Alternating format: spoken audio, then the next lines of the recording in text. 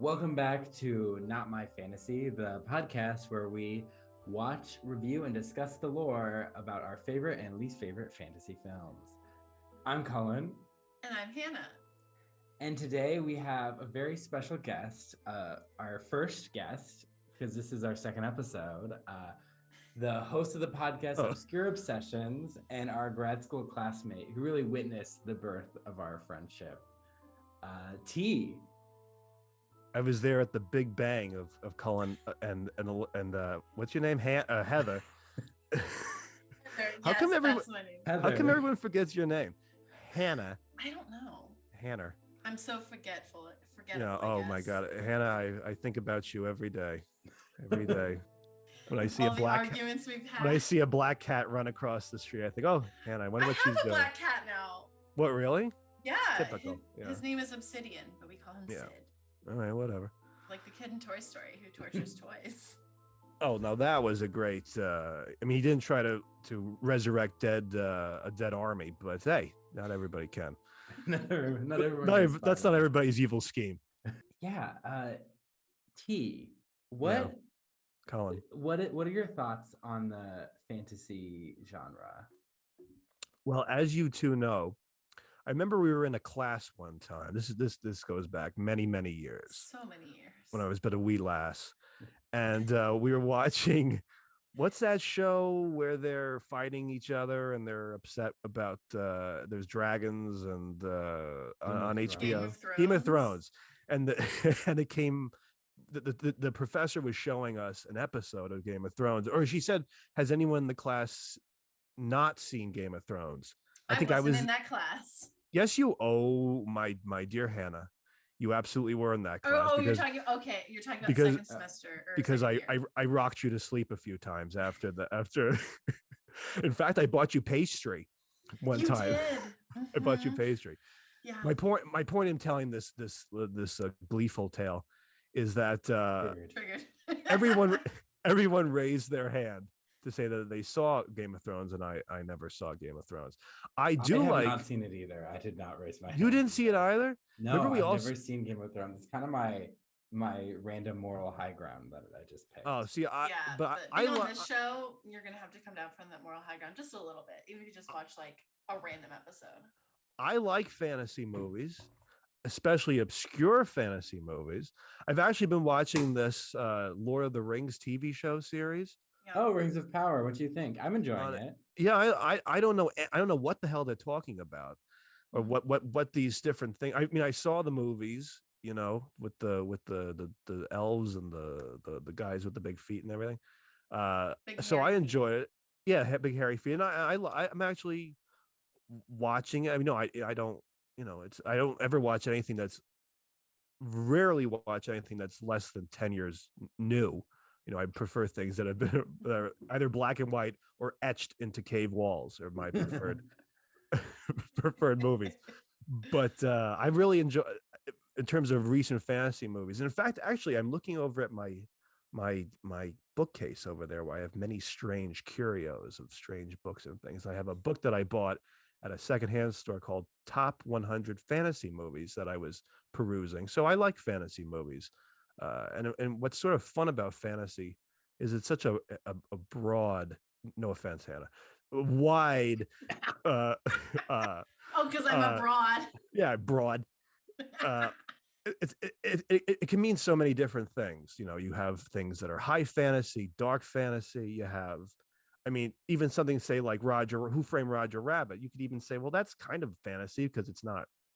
It's not real, it's made up, and that can exist in the same kind of world as, like we were talking before about Wizard of Oz is fantasy. And then you have the ones where I forget, we took a class on it. I can't remember what the difference was. There's the fantasy where you go into the fantasy world. Was it primary, secondary?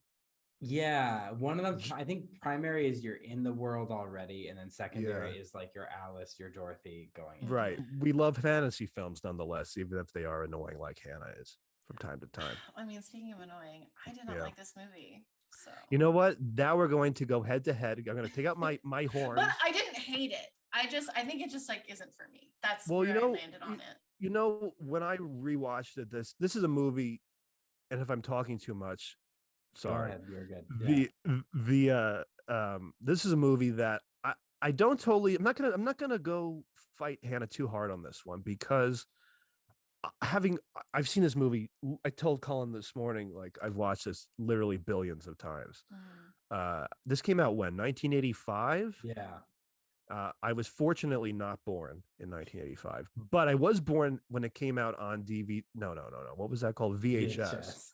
In 1998. I was a big VHS collector. In fact, I would still prefer VHSs because they're easy for me to pop in than this other technology we have to endure with the streaming and all this stuff. Even with all the rewinding, you have to rewind it before you put it back in the box. That's the most you have to fun. Get a rewinder, like no, a separate device. No, you hit the button. Like, no, because if you go back, that's just because you're watching it backwards. And listen, I was in the 90s more than you were. I'm much older than you. Anyways, when it came out. Yeah. Well, I was 91. When were you? Yeah. So you're like 3 years older than me. Yeah. Okay. I was in the 90s. You're April, right?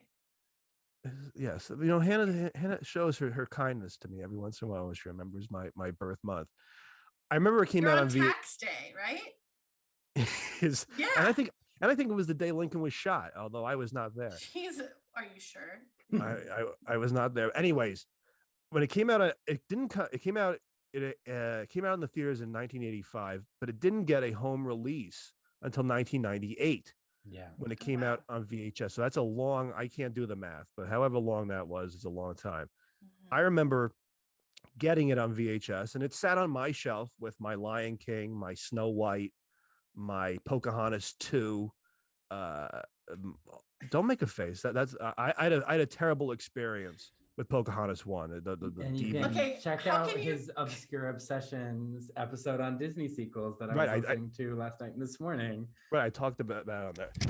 There goes my microphone. And my point in saying this is I watched it as a kid, so I have nostalgia for it, which kind of, and we talk about this on my show quite a lot, is that nostalgia for something like this clouds your judgment of it. You know, you can look at it and you look at it as an adult.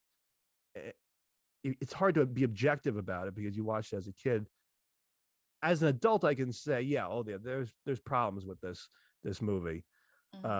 But I still think that. Hold on. Let's take a time out. Go ahead, please. Your shirt and your pajama pants match. Yes. I mean, the viewers can't see the grumpy. He already showed it. But if you're watching us on YouTube. Yeah, there's my grumpy pants. Yeah, you can't see it on his shirt, but yes, show off your shirt. Oh, I have it on the back too, but. Oh my goodness, so wonderful. Okay, continue. Anyways, my point is saying this fashion icon. Yes, I'm like Lizzo. This is a movie that has its problems, like we all do. We're not perfect.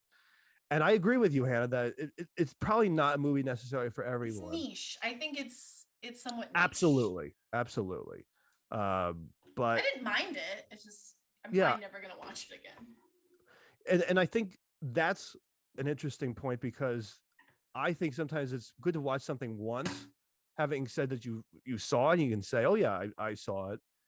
But there's so much with this movie that I like what it isn't. I think more than what it is, because I like how bizarre and different it is compared to the other Disney films. I mean, this was 85, so I think this was the 25th animated Disney feature. I think the 23rd was Fox and the Hound. I think the 24, 23, 20. I just got lost in my counting. I think this was right after Fox and the Hound, though. Yeah. But the film that was right before Fox and the Hound, I'm almost positive, was The Many Adventures of Winnie the Pooh, which is crazy to think that you go from, in 1977, a talking toy bear to an undead army and a pig with magic powers. I think that's crazy to think, and that's short. Their grunge phase. Yeah, they went through a punk rock phase. Yeah. And I think that's kind of interesting and fun that you can watch and not really enjoy. What comes after this? Because it's not quite Little Mermaid. Detective? Oh, it was a movie I really love. called The Great Mouse Detective. I do love that movie. Yeah. That, oh my God, movie. the great Vincent Price as Professor Ratigan. Come on, that used to scare the absolute best crap out of me. movie. Well, yeah, that was my introduction to Sherlock Holmes, because it's a mouse version of Sherlock Holmes, and that's, oh God, that's a good one. That's a really good. That one scares me. This one scared me too as a kid, but great mouse. Yeah, detective. It's definitely like, we can talk about it in like the vibes and aesthetics, but like it is a spooky movie. Yes, very spooky. So this is our Halloween special. Oh, my favorite holiday. We've had so many good Halloweens together. You know what? We've had great Halloweens. Well, we had one back on our Boston Halloweens fondly. Halloween Party 2 is fun. You know, Cullen, I went to multiple. I had a crazy adventure of Halloween 1. I threw up on myself in an Uber dressed as Superman. Yeah. I remember. Yeah, I remember your Superman costume. Your contact photo in my phone is literally the photo I took of you, Alyssa, and then our friend's wife at that party, and you're like finger gunning in, I'm assuming your Superman costume. Oh my gosh. Oh, because the first Halloween party, what did we go as? Oh, I went as Sophia I went as Dorothy from Golden Girls as Cher. Yeah. And then the second year, I went as the pirate who was afraid of his own parrot. And then at some point in the night, we lost the parrot. Yes. I ended up playing Madonna second year. Yeah. Actually, the first Halloween party, Hannah and I ended up in the same bed together. That's true. Nothing happened. We literally slept. Yeah, literally. We passed out. Yeah. Hannah was on one side. Ordering pizza to our friend's apartment. And I was like, guys, it's okay. You don't have to pay for it. I paid for it. I went in the kitchen, took a bite of the pizza, put it down, and I passed out on the bed. But the pizza was paid for. I drank so much more in Boston because you didn't need to drive anywhere. Oh, so good. Yeah. I think that's why I don't drink so much anymore, is because I think I got it all out. Honestly, Okay, so Halloween special, I will at some point talk about the origins of Halloween, but what I will say now is it is a mix of pagan and Christian traditions. Anyone who tries to tell you it is the devil's birthday or entirely pagan or witchy is inaccurate. Whether that person is pagan or Christian, that is not how holidays work. Holidays are mixes and blends of cultures over time. So I have holiday opinions. Now, do we like Halloween here? Are we Halloween people? I'm not. And because I don't remember anymore. I didn't really grow up with celebrating Halloween. I was actually, because this episode is our Halloween special, I was thinking about Halloween costumes I had when I was a kid. And I have a picture of me dressed up as a Dalmatian and then dressed up as Simba. And you could tell that it was Simba because it says Simba on like the top of the actual cat costume. Was it like a Disney store one? Yes. Because I had a Peter Pan from the Disney store, which was unusual. I could have been Nala if it didn't fucking say Simba. Hannah, that's the patriarchy telling you gotta be. You're right. But then what's the matter with you? Really interesting.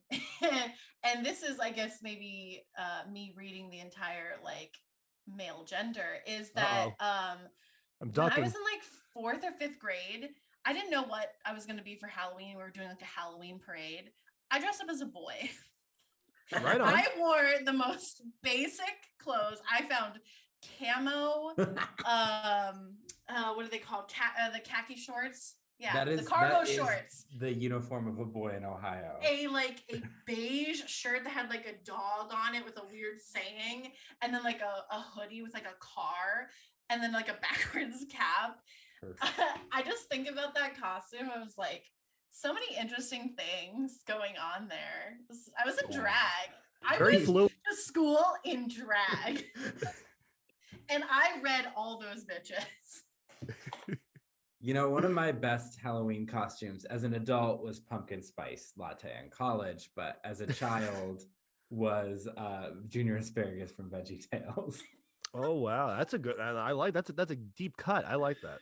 And I Love didn't that want to use my details. arms because they don't have arms. But my mom's like, well, you have to carry your candy. I liked your when you were you Peter Pan or Robin Hood? Who were you when you were on my couch? I was Robin, like Batman. Robin Hood. I like, Robin, yeah. Oh, right. You weren't Yeah. Robin Hood. You were Robin. Yeah. And then Yeah. you came to one of our video production class dressed as Prince Philip from Sleeping Philip, Beauty. yeah. Yeah. That's right. All right. So we picked a spooky movie, The Black Cauldron, 1985, as we have been discussing. I saw it quite a bit growing up. Like we didn't have it, but I remember getting it like from Blockbuster or probably the library. Went to the library a lot. That's so interesting because like you were also the family who could celebrate Halloween, but like your neighbors couldn't. And yet and you couldn't do Harry Potter, right? Yeah, but our neighbors could not do Halloween. But you could watch The Black Cauldron. That's so interesting. Like that's a scary movie and it's very demonic. And actually, the good characters are good, right? Like they don't use. Well, I mean, that kid, he fucking sucks. Which He's kid? So mean. Which Whatever kid? his name is, Taryn. He is mean. Hannah just hit on one of the major problems with the movie that we'll have to get to, which is that I can't remember any of the characters' names. Yeah, I only remember the pig's name. I know there's Fluffernutter is the old man, I think. I don't think that's his, but it should be his name. We will get to the names. That's part of the lore. Well, I was a little bummed because I saw like, spoiler alert, like the Welsh thing. I was like, Henwyn, Henwyn. Nope, it's Henwen. And I was like, what? But anyway, I love that pig. Yeah, the pig is great. I had a plush. Is the best character. I had a toy. The toy when it came out in '98. I remember I bought a those like stuffed animals you get at Disney. That's like Mickey Mouse, Goofy.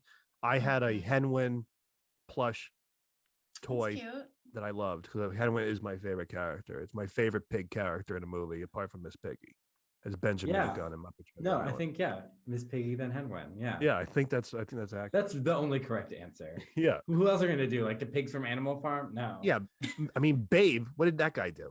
I do like Babe. Oh, and I like Babe, but he didn't sing. And there's the one Pig in Charlotte's Web. What is that pig's name? Wilbur. And there's I do love Piglet. There are a lot of great cinematic pigs. You never watched Charlotte's Web? What's the matter with you?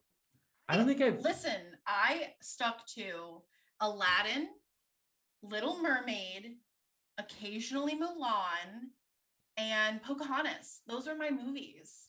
Like that's what I am an obsessive watcher in that I only watch 4. That's how I was as a kid. And that's why I don't really like the Muppets. It's because I didn't watch the Muppets as a kid. I didn't watch any of those movies. This with tea. I know. I want to like them, but turn on the TV and watch them. What's the matter with you? I can't. I simply can't.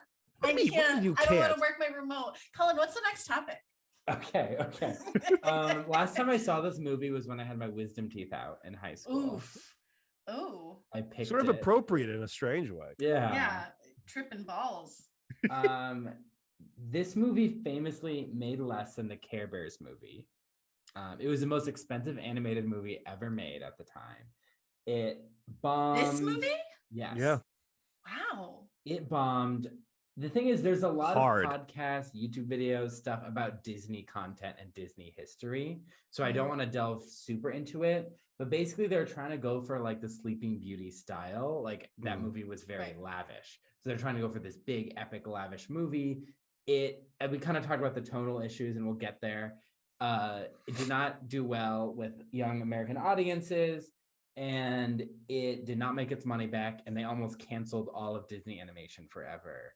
Because of this movie. Oh my God. I mean, my favorite story that I read about it is during a preview of like the movie that children went screaming up the aisles while their parents chased them because they were terrified of the scene where I'm sure we'll talk about where the dead people come out of the cauldron. They went screaming up the aisle, which is what would happen when I was a substitute teacher. But that is neither here nor there. But yeah, it's I think that was the biggest bomb, right, for Disney at the time. Yeah, no, it really did almost sink them. Sleeping Beauty was famously, people will say it flopped, But the reason is it was so expensive that it was almost impossible to make its money back. Like, it was one of the highest grossing films of the year. It was still just too goddamn expensive. And this movie was super expensive and unpopular. Yeah. Yikes. Bad combination. Yeah, but if you want to learn more about this phase of Disney, watch the documentary Waking Sleeping Beauty. Kind of goes from the 80s and Walt, like from basically kind of from Walt's death to like the Renaissance, like Beauty and the Beast, Lion King era. So some fun, every time we do a Disney movie, we're not going to talk about every time it's featured in media. We're only doing that for this one because it's so rare you can do it in the little list.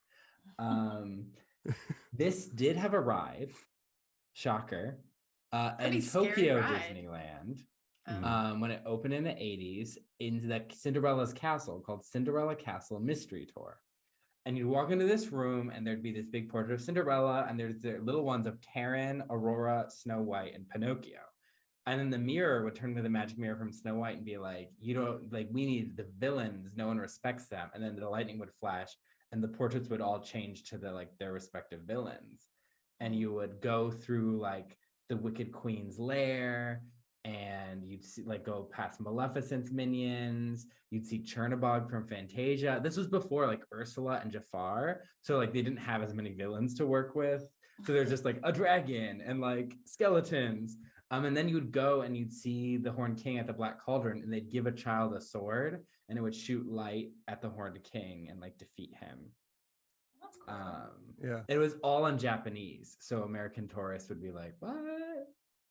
And this ride was open till 2006. Yeah. Oh shit. Yeah, you could go on this ride in a post-Chicken Little world. Is that how we're defining time now instead of CL. like before Christ? Yeah. CL. Post Chicken Little. Cool. Yeah. So the Horned King is also in the board/card game Villainous. I have him, like, you play as the different villains, and he's a villain you can play as, and people are like, who the fuck is that? And then there's a Halloween special compilation of like shorts, one of those like we're trying to sell you with cheap DVDs, and it's from the perspective of the Wicked Queen, and it implies or basically says that the Black Cauldron and Snow White take place in the same universe many years apart. So the Wicked Queen in Snow White's cauldron, was one of those other cauldrons that the witches of Morva had. Oh, interesting. Oh God, were they like in love with it? Was there like fan fiction about Maleficent and the Horned King? Like, I actually have read Maleficent and Horned King. I would love that. Yeah. I would love that because they would make a great couple. I ship that. That's what I ship is Horned King and Maleficent. I know. Descendants really missed out because they had Maleficent and Hades as a couple. Yeah, no. Speaking of Descendants, in Descendants 3, you can see the Black Cauldron. So Descendants, for the lucky uninitiated, is a franchise about the descendants of Disney villains and heroes where Beauty and the Beast create an apartheid. Whoa. Basically, heavy. because the villains are on a prison island. Okay, that makes sense. I thought most of them died, but whatever. Sure, they're on this island. But also there's like dozens, like hundreds of other people there, and like all these children, and they all live in like poverty, and they don't get fresh food. It's like that. And then Beauty and the Beast's son is like, we'll bring the villain kids to go to school with the hero kids, because he becomes king at 16, even though his parents are still alive. But anyways, there's drama, and Sleeping Beauty's daughter like has a villainous break. Don't we all? The song she sings, what she does, is actually like the best song in the franchise, Queen of Me. It's great.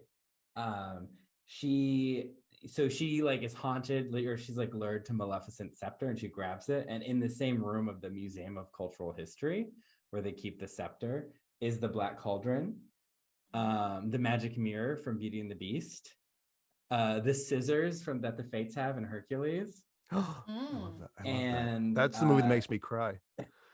That's Phil's boy. Yeah, it makes me cry every time.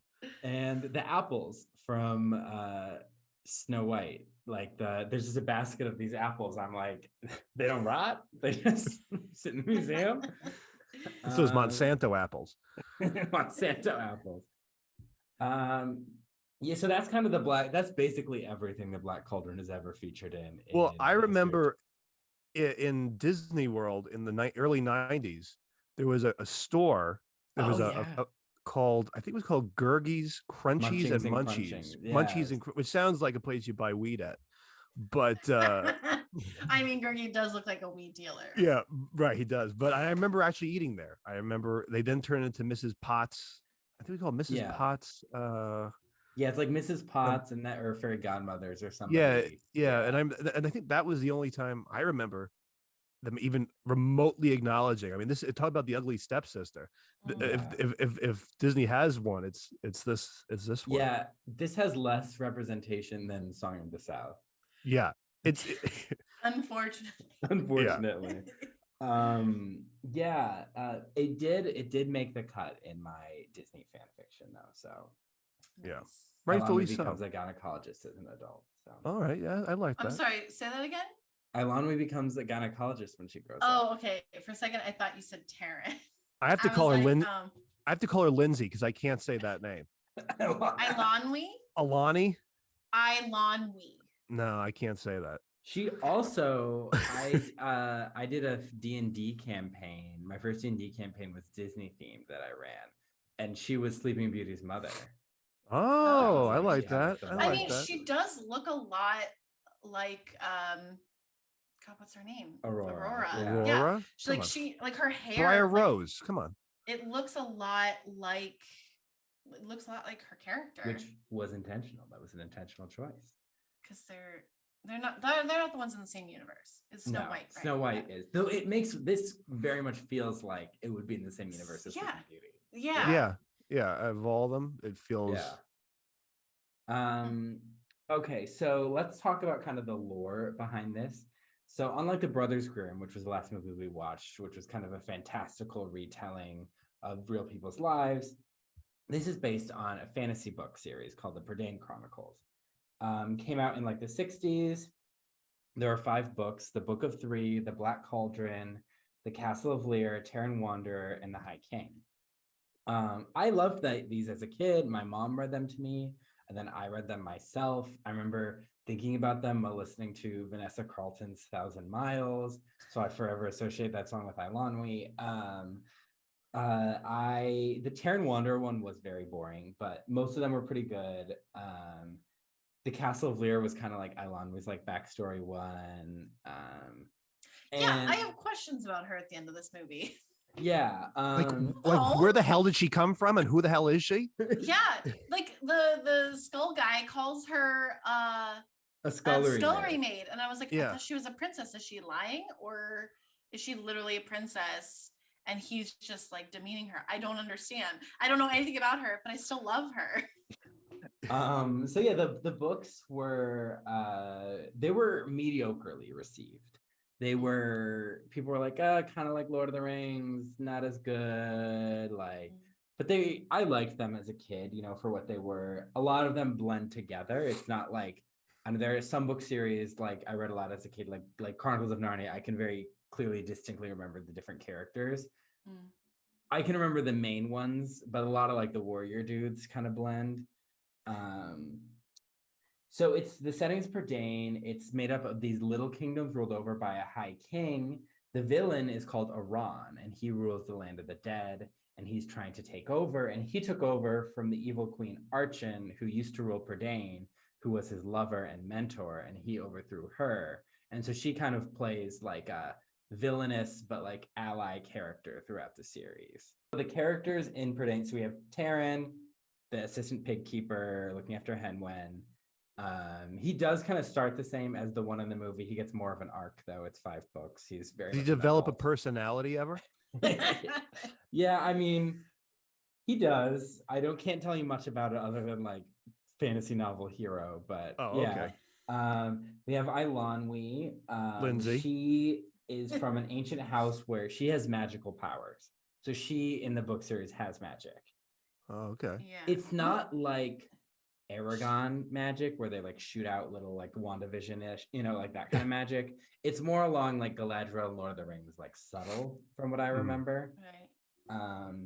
We have Gurgi. In the movie, she has her bauble thing that Kind of just comes and goes. Yeah.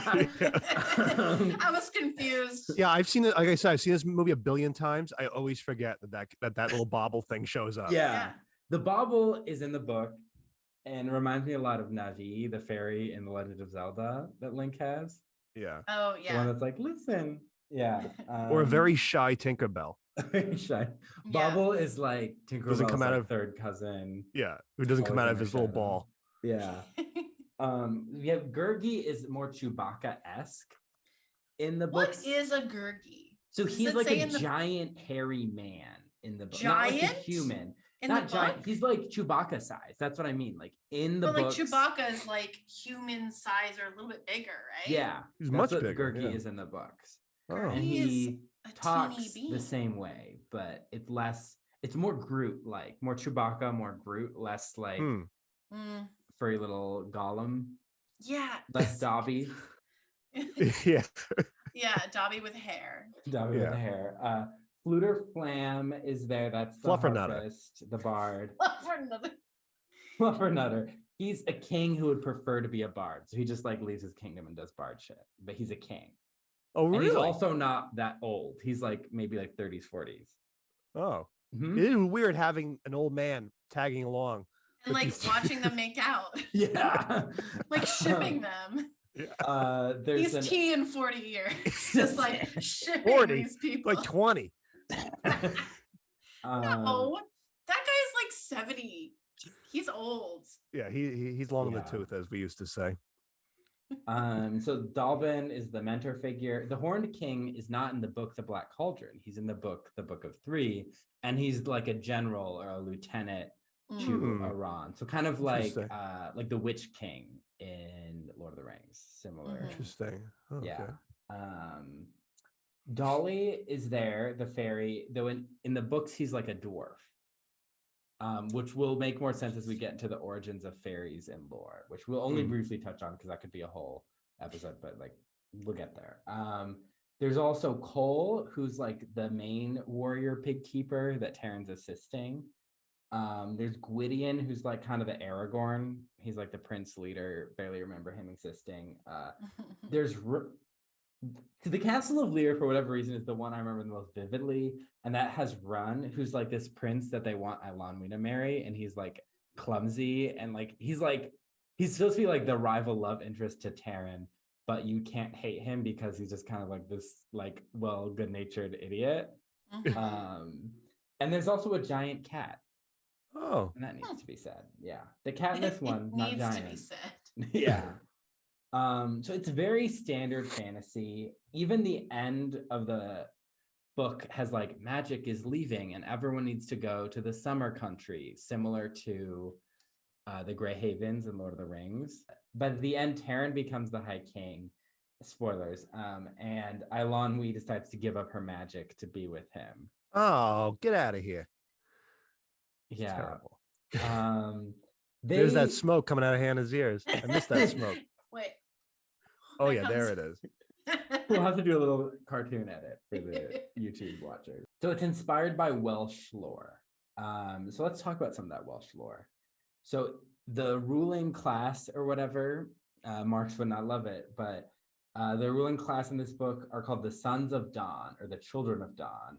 So Dawn is a goddess sometimes a god, it's unclear in Welsh lore.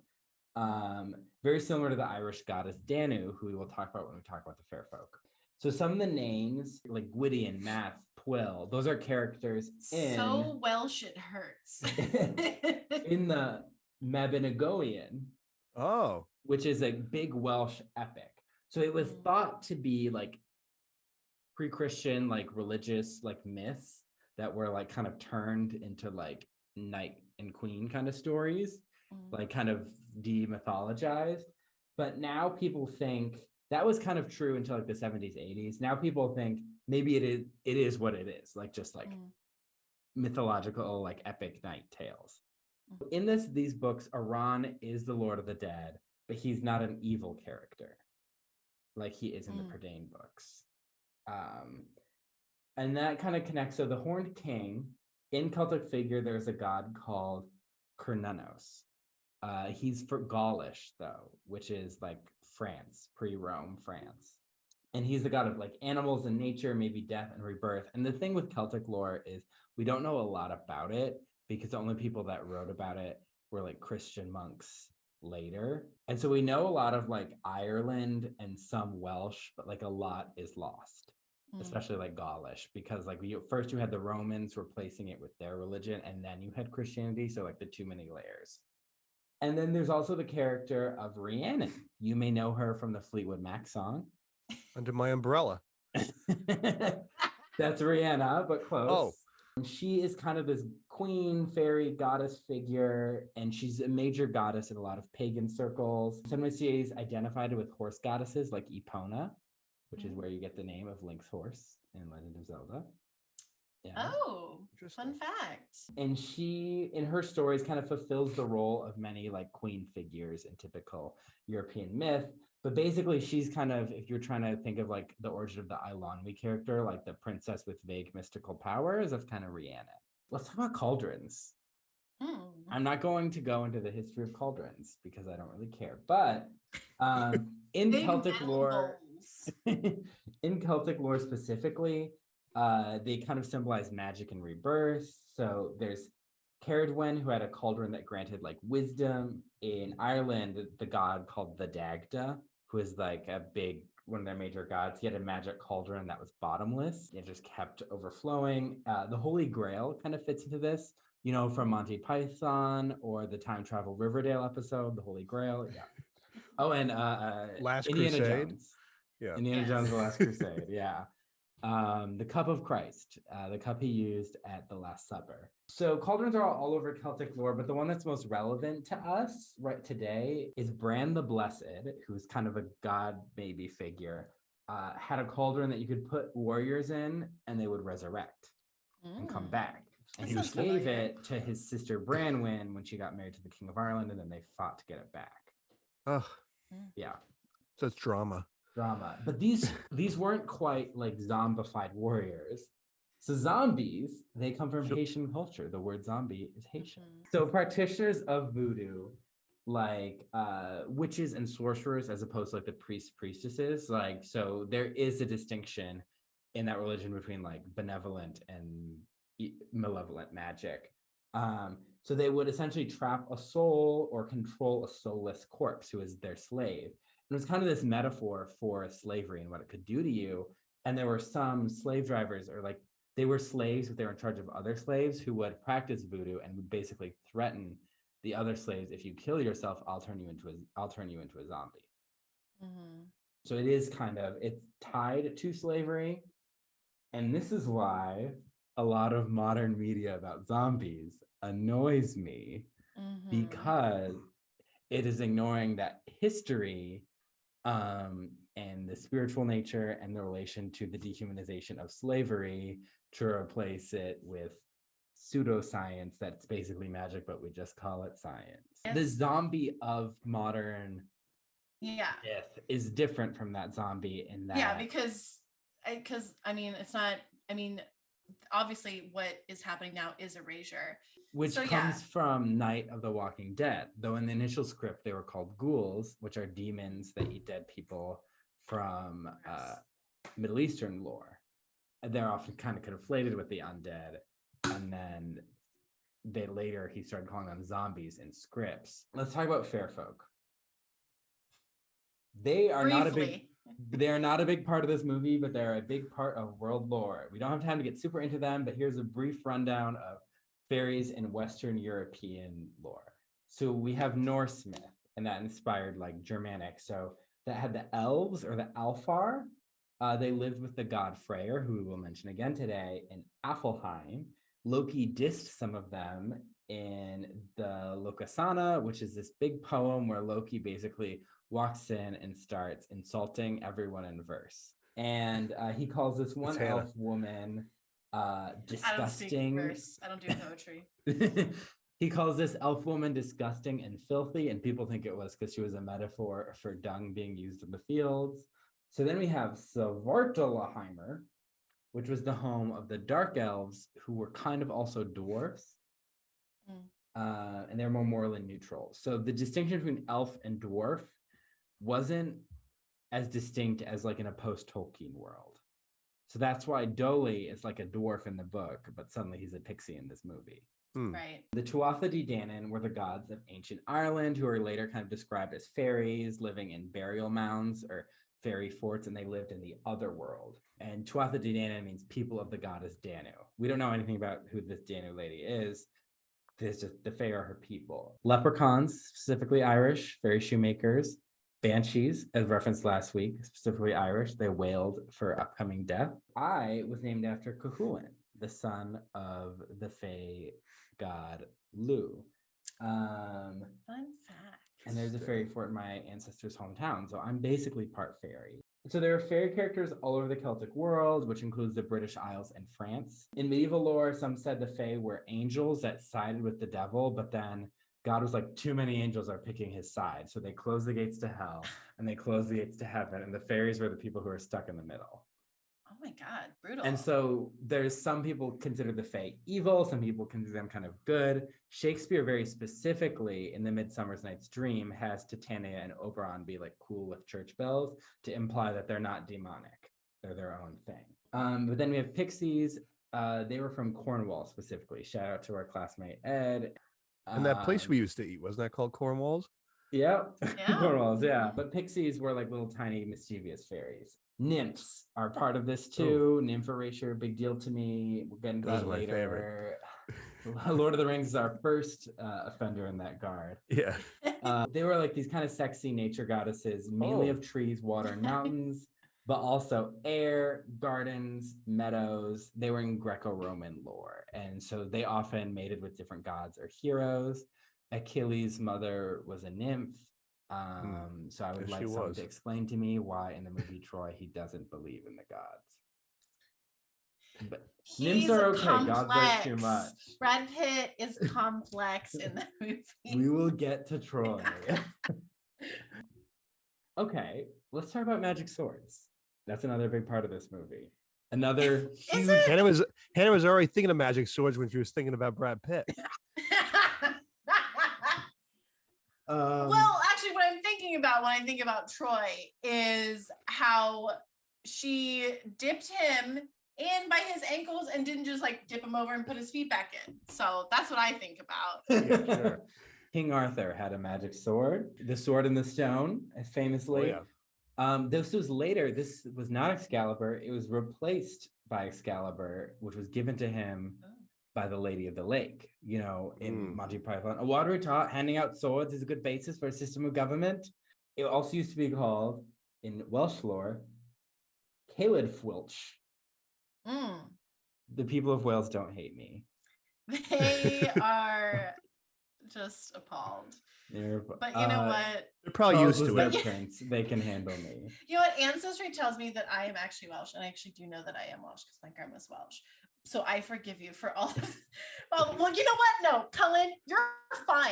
Because you know what? I think the Welsh people should be more upset about how they were done dirty in Diana the Musical. Yep. That number, awful. The Welsh accent's terrible. We're fine. We're fine. Not canceled yet. Not canceled yet. Episode 2, still not canceled. We might be, because I'm about to talk about a god with a large penis. Freyr. Speaking of magic swords. Freyr, the god who ruled over the elves, was one of the 3 major Norse gods. People will say Loki. Loki did more in the myths, but religiously it was Odin, Thor, and Freyr. Freyr was an ancestor of the kings of Sweden. Odin had a spear. Thor had his hammer. He did. Freyr had his penis in the temple. It was famously large, but he also had a sword because he was the god of fertility, the rain, the sun, the elves, the trees, whatever, but he gave up his sword for love to marry this giantess. Her father wanted the sword, and that's why he can't save the world in Ragnarok and why it will be burned to the ground by the giant Surtur. I made a Lego movie about Freyr giving up his sword as a child for a film competition. Oh, that's really cute. Yeah. It was called The War of the Gods. And they were like, this is too advanced for us. Siegfried from the Nibelung saga which became the opera, the famous opera that the guy, what's his name, Wagner, the guy Hitler liked. Oh, Wagner. Wagner, yeah. He that's about Siegfried. He had a magic sword. Beowulf did. Yeah. So it's all over medieval lore. In Japanese lore, there's Kusanagi, which is one of the 3 heirlooms given by the sun goddess Amaterasu to the imperial house of Japan. You can still see it. So it's baked into modern fantasy, basically. Like, this is an old trope. Lord of the Rings has Anduril, Aragorn's sword, and Sting, the one that glows blue and the orcs are near. I used to have a toy Sting. My mom took the batteries out because it made You a mean noise. the lead singer of the Police? Yeah. 3 witches. That's another big trope. Yeah. I just finished watching Hocus Pocus. Hocus Pocus. That's what I was gonna. Hocus Pocus has 3 witches. These 3 witches give me very strong Hocus Pocus vibes. Yes, very much so. It's Macbeth is famous for this. Right. We also have the Fates in Greek mythology, right? And the Norns in Norse mythology, who are basically the Fates. We have the classical motif of the triple goddess, the mother, maiden, crone. That's very big in modern pagan circles. The witches in Macbeth, they were made to appeal to King James, the son of the CW icon, Mary Queen of Scots, also played by Saoirse Ronan. And he was super into witch hunting and demonology. He wrote like a huge book on it. He also commissioned the King James Bible. Fun fact. And he's the reason why Scotland and England are one. But he loved witches, so Shakespeare was like, you're gonna love these freaks. He put in the 3 witches, and people think the 3 mean girls trope kind of is a descendant of this. So like Glee, Mean Girls, Heathers. So they really were the unholy trinity. Yeah. Santana, Brittany, and Quinn, and Brittany. Interesting. So that's kind of that's a quick summary. This movie pulls on a lot of different kind of lore and like very old tropes. So I didn't want to delve. We could do a whole episode on cauldrons, but I don't think we want to. So I kind of hit the big points. Okay. Because what's interesting about this movie is that, there's so much going on, yet nothing is actually going on. Now that you've told us about all that stuff, I'm thinking, God, there's glimpses of that in this movie. There's hints of that of Lindsay and Fluffernutta's whole histories, but it's only like very lightly glazed upon. Yeah. That sounds weird. Very lightly touched upon. Yeah. In this, they are thinking, there is rumors that Disney purchased the rights to the Prydain Chronicles again. This may get a live action remake. Now here's the thing. You know what? Here's the thing. This foundation, you should remake this. Yes, it's not like because this is it's not a good execution, because like it could be better. Roy Grunman. Remember Roy Grunman? Grunman said that he said something about like, if you're going to remake a movie, you should pick a movie that didn't work 100% the first time. And this one, there's obviously problems with this movie that could be way more, especially from what you've said about it would what build upon that nostalgia. Like, you'd get the people who are nostalgic for the movie, but also they would be able to make it better and be like, look what we can do now when we have more money, when we own the world. Yeah, they could do a Disney Plus series, and it doesn't have to be like Rings of Power expensive, because this world is a little more grungy, a little more simple, And they get Taron Egerton to play Taron, because duh. Oh boy. He can pronounce Welsh things. Yeah. That's true. So here's the plot. Again, I don't think I'll ever be able to do a plot summary as simple and straightforward as the Brothers Grimm. Have you seen the Brothers Grimm? Yeah, 2005. Yeah, have is that Mr. Heath Ledger? Recently? No, not recently. Is that Mr. Heath Ledger? You should go back and watch it before October 15th, so you can listen to our episode. Yeah, I'll watch it. I'd be curious to hear your thoughts on it. Because they used to show that on TBS all the time. Yeah, I think that's TBS. When I would watch, so weird. When I would watch the Steve Harvey show, it would go Steve Harvey at 11 o'clock, and then at noon they would show the Brothers Grimm on Sundays. I had a very unfulfilled life until I met the two of you. That was really what my life was. You're welcome. Yeah, I guess so. I guess it's a comedy. We weren't sure when we watched it. Who's the other brother? Matt Damon. We decided that the movie set was telling us it was a comedy, but no one was laughing. And isn't that directed by Terry Gilliam? Yeah, I think so. Yeah. Yeah, who's a very weird director of, we watched Brazil. Remember, we watched Brazil. That he directed that, and a lot of other strange movies. So the Black Cauldron was just made from this evil king. He was so evil, even the gods feared him. So they turned him into a cauldron. Naturally. Yeah, like you do. You can resurrect an army of undead soldiers by putting their bodies inside of it. So that's our Galadriel, the world has changed backdrop. It's like Botox. You can resurrect the dead and have a deathless army. And it was like just like the Scorpion King and Mummy too. And I love that. That's an obscure obsession right there. Have you guys talked about the Mummy movies yet? Yeah, my cousin Nick loves those. I can't wait to listen to that episode though. I like the Boris Karloff one from 1932, but that's me. Brendan Fraser. That's right. Yeah. Well, I'm all for Fraser. We're loving the Brendan Fraser renaissance right now. Yeah. I'm so happy for him. I feel learning about his story, this is a complete tangent. Learning about Brendan Fraser's story is so heartbreaking because he's so talented. Like, yeah, he did a lot of like weird, goofy movies, but like he's a really talented actor. And then like he got injured. He had like the stuff going on with the sexual harassment. Yeah. And just like his career just like it was horrible. And his personal life, I feel really bad. So I'm glad he's having a good moment. Yeah. I stan. I'm all for it. Cutting Batgirl. Oh yeah, Batgirl. Mm-hmm. At least we have George of the Jungle. Yeah. That was my favorite one. At least we have George of the Jungle. That's right. So Taryn lives on a typical Disney farm. It's like, wait, is this Briar Rose's cottage? Is this Belle's house? This is Merlin's cottage. Generic. So with this old guy Dalbin, and his job is looking after this pig, Henry. Okay, so he's just an orphan, and this is like he's just an apprentice, right? Yeah. Okay. He's an apprentice to do what? To look watch after a pig. Yeah. Single pig. There's no more pigs. It's a lonely pig. Do you need an assistant to watch one pig? Because if you do, you have a problem. If it has magic powers. But then Taryn's like, oh, like when I'm old, I'm still gonna be an assistant pig watcher or whatever he is. And I'm like, assistant? You're not even gonna get like a promotion? And what does he do all day? Just sits there and watches the pig? He bullies animals. That's what he does.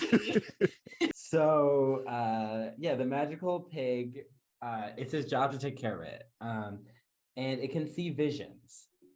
Because Taryn is all like, he's a typical. What the fuck? Is there no lore about pigs that can see visions? Because that was something I thought Cullen's gonna pull that and it's gonna be like, whoa, game changer. Didn't even think of that. Didn't even. Oh my God. We're going to have to do a post-episode Google search. Actually, it's kind of like That's So Raven a little bit. Remember, she could see into the future, and this pig's got the same power. What? That's the crossover That's I who want. Raven Simone's playing in the live action. She's going to play Henwin. And she's going to relive. That's He's just in a sound studio voicing like the grunts and the squeals. Remember the face she would go. Yeah, she says the squeal. Taryn is, again, like a cottage dwelling Disney character. He yearns for more. Briar Rose wants love, Belle wants adventure. He wants to fight. He wants to be a warrior. Because there's this implied war going on. We don't really see it, but there's implied there's killing and burning going on because of the Horn King. So Henwen, Taryn doesn't know Henwen's magical until today. He finds out because Dalbin's like, I'm going to do this chant and she's going to make visions. And Taryn's like, the fuck? And Dalbin's like, shut up. And then they're like, the Horned King is after the Black Cauldron. He's after Henwen. But what makes him decide like, okay, I'm going to make this pig see visions today? Because the world has changed. He can feel it in the water. I thought it's like, remember in Harry Potter where what's his name? Voldemort had like a psychic connection with Harry because he got a piece of his soul in there. I thought, oh, maybe the Horn King's got a piece of the pig and he ate some bacon or something, and it somehow because like the movie starts so in medias res that like this guy is like talking to himself and his cat, And I love what he said to his cat, who was like, I'll feed you later. Like, I have to think. And I'm like, that's what I say to my pets. But like, he's like talking to himself and he's like, oh, like the Horned King, that bastard or whatever. And I'm like, what is this coming from? Like, are the animals talking to you? And I'm not seeing this. So I had no idea why he was doing this. But I was like, great, she's magical. There's a whole lot of backstory that's going on. That's either has occurred in the past or is going on in the periphery that we never really get any hints about what the hell is going on. Because Dolben's like, you don't see the fairies anymore. You don't see the fair folk. Like, bad things are happening. So that's why he's like, let's ask the pig. And what's a shame is that like none of it, like this world, when we get entered into it, is interesting enough for me to really get invested and like, oh, this other stuff is happening. Like he's just this mean little shit. But then the magical pig, and I'm like, okay, now you have me. If they had done the pig's point of view the whole time, Hannah, would you have been more? You would have approved more. Chef's kiss. Perfect. My hot take is I think Taryn's a little shit, but I don't hate him. I don't hate him. I think he's a most child. 12-year-old boys are like that. Yeah, like it reminds me of like me at that age, like very kind of self-centered. Would you smack a goat's? I wouldn't have. Hannah can't get over this goat assault. But the goat and the geese, and then the geese laugh at him. The geese are like, I'm sorry, I should have given you a trigger warning. Hannah, I need those warnings, please. Trying to cause me to have bad flashbacks. This is why we had him on the Black Cauldron and not Cinderella. Too many birds. Or birds. Or Fly Away Home. So then Dolben is like, okay, we need to get this pig out of here. The Horned King's looking for him. And then Tarn's like, I'm not afraid. And Dolben's like, cool, you do it. Sure. You haven't faced anything. Like, whatever. Does he call him a dumbass? He calls him a fool, basically. He's like, yeah, you dumbass. And so he gives him a slice of bread and an apple. That disturbed me very much. He's saying to this kid, okay, you're going to the edge of the forbidden forest. You're going to some cottage. Here's an apple and a piece of bread. How is the kid not going to eat that pig at a certain point? He's going to be so hungry. Yeah, and who's in this cottage that's waiting for him? Right, and why is this cottage more protected than where they are right now? The cottage now. It doesn't make any sense. Like putting this kid and this pig at risk because you're sending him into a dark forest. Yeah. No protection. Like this kid clearly can't fight for shit. Maybe because it's called the Forbidden Forest. Maybe the Horned King is like, you know what? It's forbidden. I'm not even going. I can't go in there. That's too scary for me. Yeah. Scary. It's near the Forbidden Mountain where Maleficent, his ex, lives. Also, he's how not many allowed? She has a protective order. How many different fantasy movie stories have a forbidden forest? Doesn't Harry Potter have a forbidden forest too? I love that. Yeah, F&F. I love that. Yeah. Taryn right away loses this pig. He's thinking, oh my gosh, I'm a hero. And then he's like, he's literally having a vision in the water. He's like the pig. He's like the pig. The future.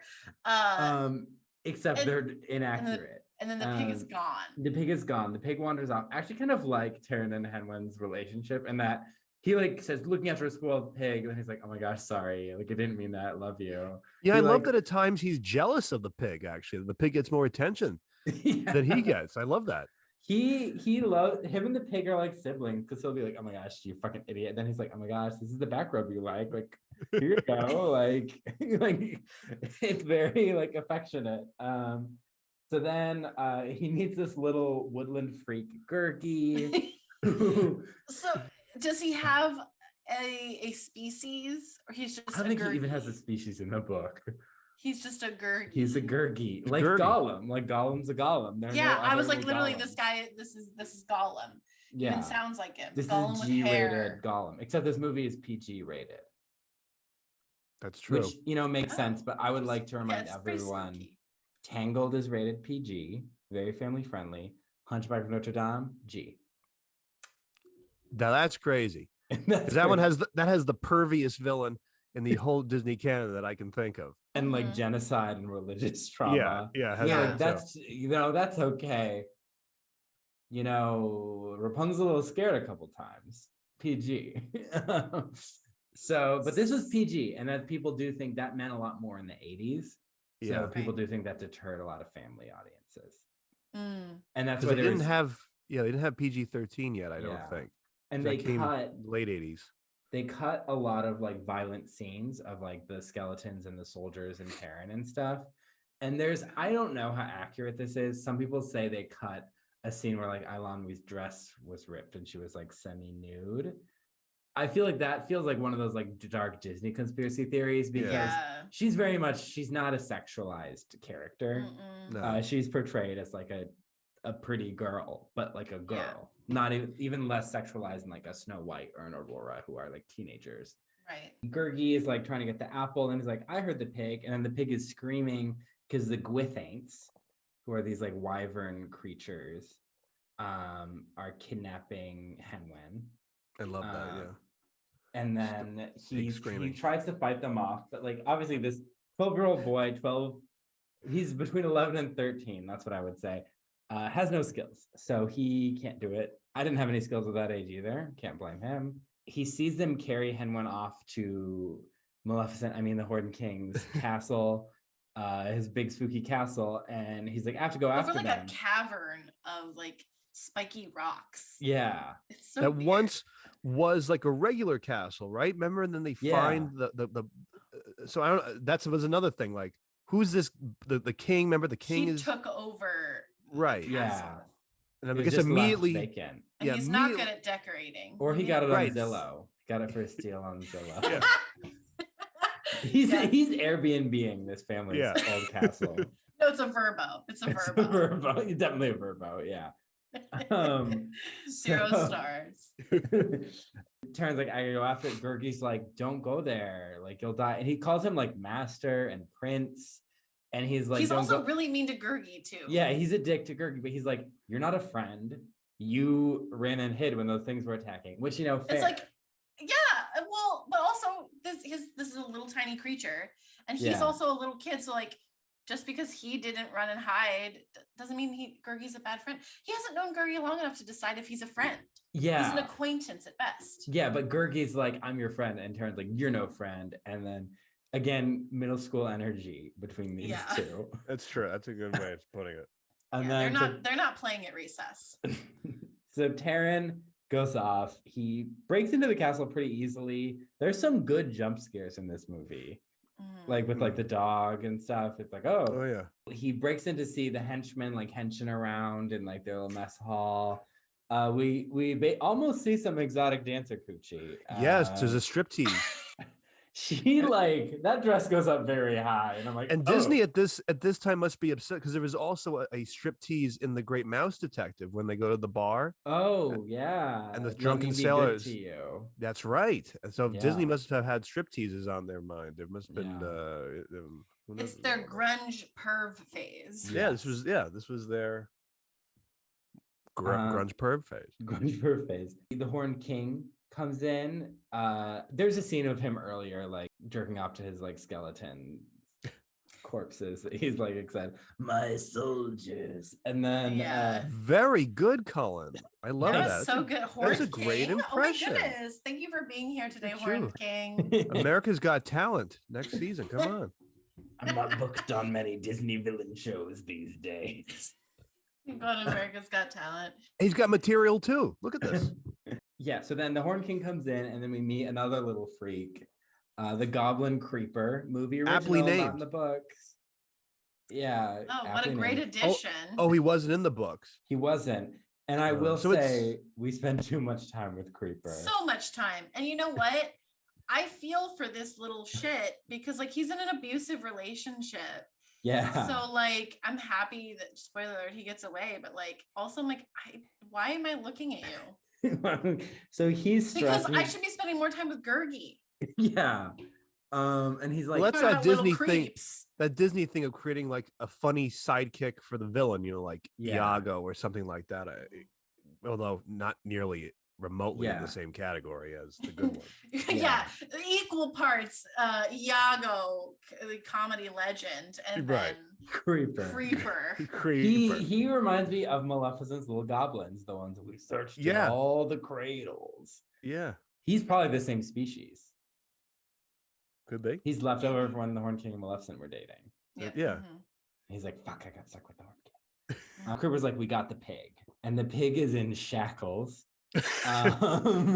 These men are scared of magic pigs. So they're like, prophesy, and she's like, no, I don't like you. She's like, no. And then she literally is like shaking her head like and sits down, like pouts. She's a sassy little ham. Iconic icon. I stan. I love her. I literally in my notes had I stan Henwen. I do too. Yeah. And I stan it too. So then they're gonna brand her, and then Taryn's like, no, and he falls and like an idiot and like is all clumsy. Then he's like, back off, and he grabs a broom, and they're like, okay, make the pig prophesy. So he's like, no, and then they like bring her to a block. They're like, we're gonna behead this pig right now. Yeah. Alice in Wonderland off with her head. Yeah, he's like, the pigs have no use to me. So then Taryn's like, okay, he does love this pig. Yeah. I mean, this pig is his only friend. That's the only companionship because he this kid has. bullies the other animals. The goats and the geese are like, oh, fuck this kid. Yeah, but Henwen's like, oh, like he'll grow out of it. Yeah. But also, he's nicer to Henwen. Yeah. So then he does the little chant, which he already has memorized. I'm like, whoa. That's impressive. And then the pig is like hypnotized. Yeah. And then she's showing the Black Cauldron, and the Horned King is like, yes, yes, and is like creeping up on this little boy, and he's like, stranger danger, grabs the pig, kicks up the water at the Horned King, and runs off. So chase ensues. He throws Henwen into the moat. I'm like, is that pig gonna die? Can pigs swim? I forgot to Google that.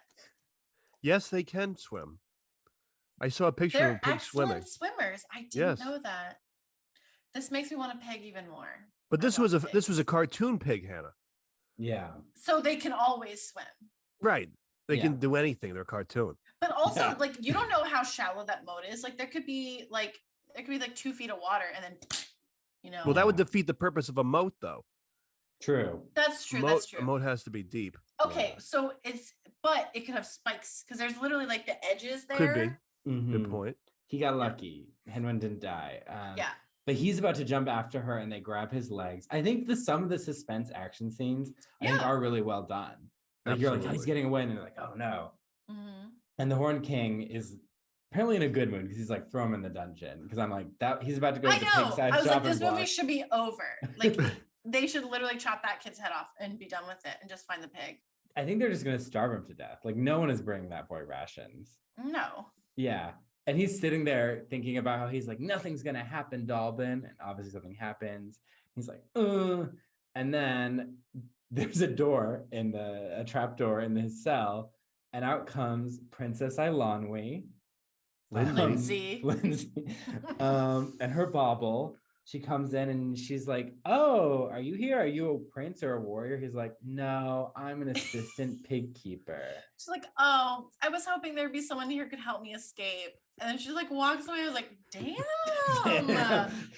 And then this is literally like instant adore. I was like, she's amazing. Or she says, you can come with me if you want, I guess. Yeah. Like, I can come with you. And she's like, I said you could.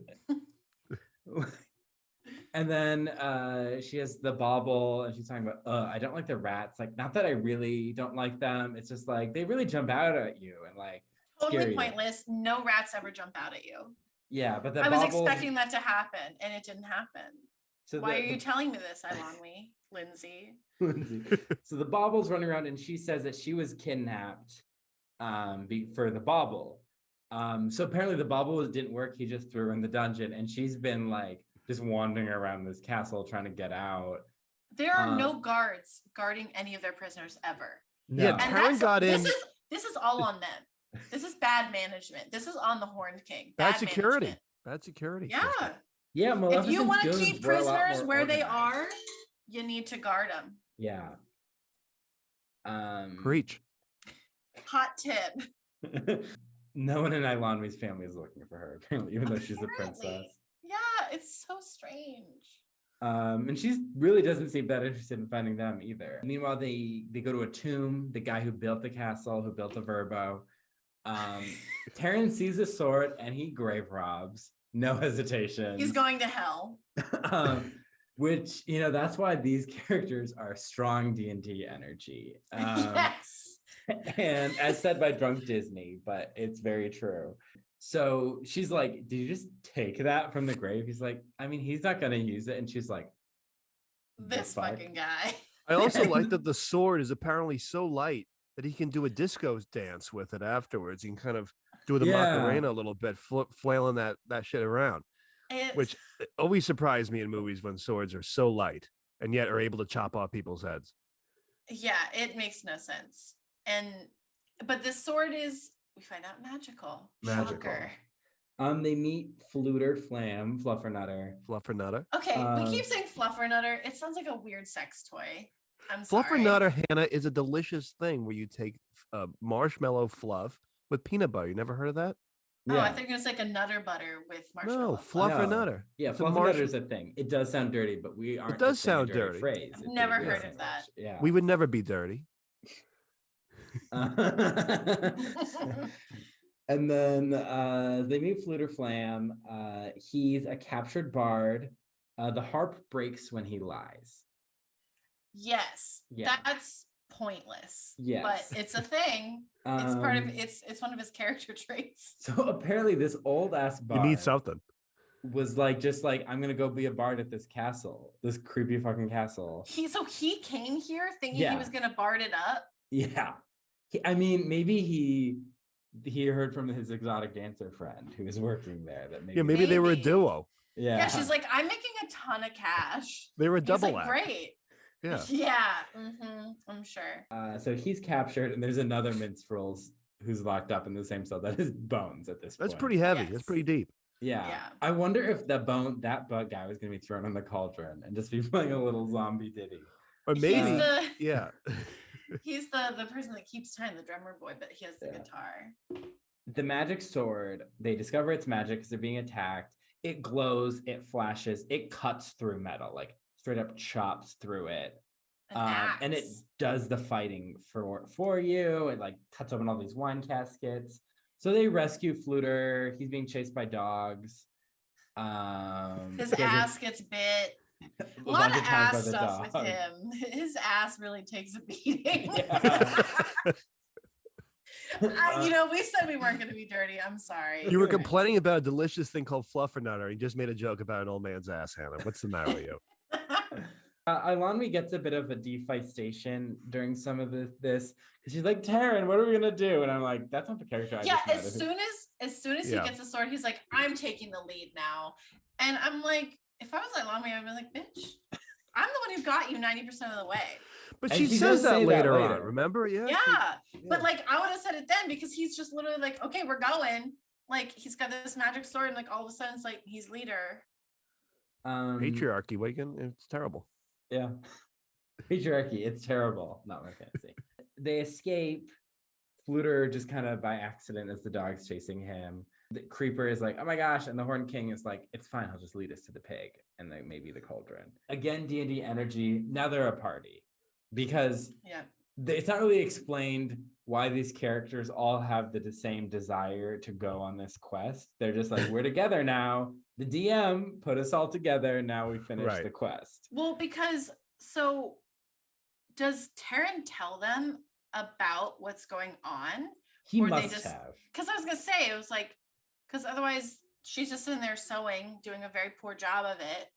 I mean, she's a princess. She does embroidery, not sewing. Yeah. And then, like... And Fluter's behind a bush in his boxers. Yeah, because indecency around the children. Yeah, which honestly, same. Good for him. If I was him. in that situation, I'd be like, I'm hiding behind a tree. But then they have a fight. And then she's like, oh, that was scary, right? Like, that was a scary thing that we just went through. And they're like, we weren't scared. And she's like, well, we got out because we had a magic sword. And Taryn's like, no, it's because I'm a hero and girls would know anything about this sword. And she's like, fuck you. She's just like, she could have literally picked up a sword and murdered him. And she storms off. She's an angry crier. She storms off to cry because these people don't respect her. She's the reason they all got out. I just hit my and mic. she's way more interesting than any of them. Yeah. Oh, she's the most interesting person besides Henwind, of course. But she's like the most interesting in this party. She's the most interesting. And then Gurgi. And then this bard who decides that he wants to go to this creepy castle Vrbo to bard it up. And then there's like 10 other people that I can't name, and then Taryn. Sorry. He's not even on the list. He's on another list. You know what? I related to him as a redheaded child, okay? Redhead representation, yeah. I want to see if people freak out if they cast a black actor as Taryn in the reboot. And people are like, you're taking away redhead representation like we did with Ariel. Or if they're like, you can have him. Or they're like, who's Taryn? Yeah, they're like, what? Who? Fluter tries to be like, you should work together, but he kind of takes Taryn's side. And she's like, ugh. And she like storms off. And so then Taryn just goes to find her and apologize. And she's like, Fluter's right, we need to work together. And I'm like, what is your quest at this point? What are you trying to achieve? So they meet Gurgi again. Gurgi's back. Oh, well, he's fighting Fluter. Yeah, he's like tackling Fluter. He's not even being like aggressive. He's just like, I think, doesn't Fluter have a... He wants the hat. Yeah, the hat. That's right. Yeah. He wants the hat, and then he wants the thing, and heart. he thinks he's being attacked. And yeah. And then Taryn's like, he's a coward and a thief. And a lot of listen, like, he's cute. So are you, because you also ran scared and also stole from a dead person. So fuck you. In a crypt that happened to be kind of next to the gate, when you think of like the geography of the castle. Why wouldn't they have gone down there and be like, oh shit, a sword, and take it? Like, that's the first thing you do in a Vrbo. You find something you want, you take it. Not sponsored by Vrbo, and we also don't recommend that you do that in a Vrbo. Anyway. Yeah, but it's sponsored by Ariana Grande's 9 Rings. I want it. I got it. So they go to the whirlpool. They see the tracks because Gurgi's like, oh, I know her tracks. And because none of these people have any survival skills. So Gurgi lives in the Forbidden Forest. Yeah. He takes them to the pool, and then it starts sucking Gurgi in, and then Taryn goes after Gurgi. This is Taryn not being a jerk. Just a PSA, whirlpools are very dangerous. Those are dangerous. Eilonwy goes after Taryn, Fluter after Eilonwy. They all loop in. And then we're in the land of the fairies. They're passed out. These like fairy children are like watching them. There's King, whatever, of the fairies, like a little Santa fairy. And there's Dolly, who's grumpy, and he's in charge of everything. He's in charge of the whirlpool. And they're like, he's in charge of everything, like fixing everything. Yeah, and in keeping track of the pig, because then they're like, your whirlpool, let that pig in. And then Taryn's like, pig? And they're awake. As though there's another pig in this bottom of the whirlpool that they've somehow stumbled upon. And then the fairies are all like, ooh, people. And they're like, are people still fighting up there? And they're like, yeah. And they're like, oh, this girl's pretty. And then the fairies all loop around. Apparently there were cut scenes. There's supposed to be more fairy scenes. There had to be things cut. Yeah. It felt very out of place. Yeah. Which is, it's wild because completed animation like that isn't usually cut. That was Jeffrey Katzenberg of DreamWorks, who was like, fuck these scenes, cut these scenes. And people are like, oh my gosh, we spent all this money making them. He's like, no. And then when they wouldn't cut, he like physically went into the editing room and started like tearing up the animation. And so some of it's lost. Yeah. Oh, wow. Yeah, because it's really weird because like as soon as they get there, and then the king's like, get the fuck out. Take one of my dweebs with you. Yeah, we'll keep track of the pig. You go. And it sounds like we'll take the pig home. Or no, we'll keep... They take the pig home. Oh, yeah, from there? Yeah. And they're like, it sounds like they're doing a musical number because all the fairies are like looping around and like music swelling, but then they just like float up like in Peter Pan. Was this supposed to be a musical, you think? No. Okay. This was the first Disney movie with no songs. And you can't even like listen to the soundtrack on Spotify. There was never like a soundtrack recording. And the soundtrack, I think, was done by Elmer Bernstein. What's that story? No, that's Leonard Bernstein. Never mind. Leonard Bernstein. Elmer Bernstein did do shit. Just can't remember it. They go to Morva, the swamp where the Black Cauldron is, because the fairies just know where it is. They're like, yeah, it's in Morva. Yeah, that's really strange. Like, why are we going after a pig? Why don't you go after the fairies? I mean, not that I'm saying that like you should attack fairies, but like that seems like you're gonna get to the point, because the pig led them to the people who know where the cauldron is. The fairies had been through enough. It hadn't even been Oberfell versus Hodges yet. So, I mean, we know from Sleeping Beauty the fairies are gay. That's what I want to see. That version of this movie from their perspective. What's going on down at the bottom of that whirlpool? And then they go to Morva. They find the cottage, and they meet the three witches. Or well, first they go in, and the frogs jump everywhere. And you're like, those frogs used to be people. That's what the yellow fairy Dolly says. And then they go in the back, and there's just like a shit ton of cauldrons, including the future cauldron of the evil queen and Snow White. What were you saying? Disorganized. Yeah, it's a mess. It's disorganized. How do you find a cauldron in there? And then the witches come in, they're like, robbers, thieves, and they're like, we're gonna turn you all to frogs, and we're gonna make frog stew. And then Ordu, I love it. No, I don't know, the booby one. The one who breasted boobily. She did breasted boobily. She takes a liking to Fluffernutter. Yeah. Fluter Flam, and she's all like rubbing up against him. She's like, I like this one. Can I play your harp? Or pluck your harp. Pluck your harp. Pluck your harp, yeah. And then like it's I think it's supposed to be an innuendo, but like I don't know. It doesn't quite work. Do you want it to be plucked? Yeah, is that what you want to happen to your harp? I don't think so. No, maybe she hasn't had sex before. No, she doesn't know. Possible, or maybe it's been a really long time. She's been with her sisters a little too long. Yeah, and they've had the cauldron for years. They're like, you want the Black Cauldron? And then they're like, Fluter's why did they have it? They don't want it. They just collect. They go to like antique shows. And they're hoarders. They went to the antique shows, and the Fluter is bopping around. The estate sale for the king that got turned into the cauldron. Yeah. He's bopping around in the boobs. He turns into a frog. He's jumping around. He gets stuck in the cleavage. That's my favorite part. That's my favorite part. I love that part. Getting the frog getting stuck in the boobs. I love that. It's so Disney. It's so Disney. I want that in one of those like projection light shows that they do on Cinderella Castle. Right. I want to see. Yeah, I wanted to make them have mugs. We get the mugs at Disney of the witches. A frog just popping out of some cleavage. Frogs popping out of the teeth. I wonder if you could find it on Etsy. Oh, I bet. Probably. I bet you could. If not, we could do it. No, that'll be our first merch. Yeah. They're like, oh, what cauldron? And they bring out all the kettles. It's very like Sword in the Stone. All those kettles are flying around. Yeah. And Terrence starts hacking at them all. Or the sword just does. And they're like, and he doesn't even, he's just flying around.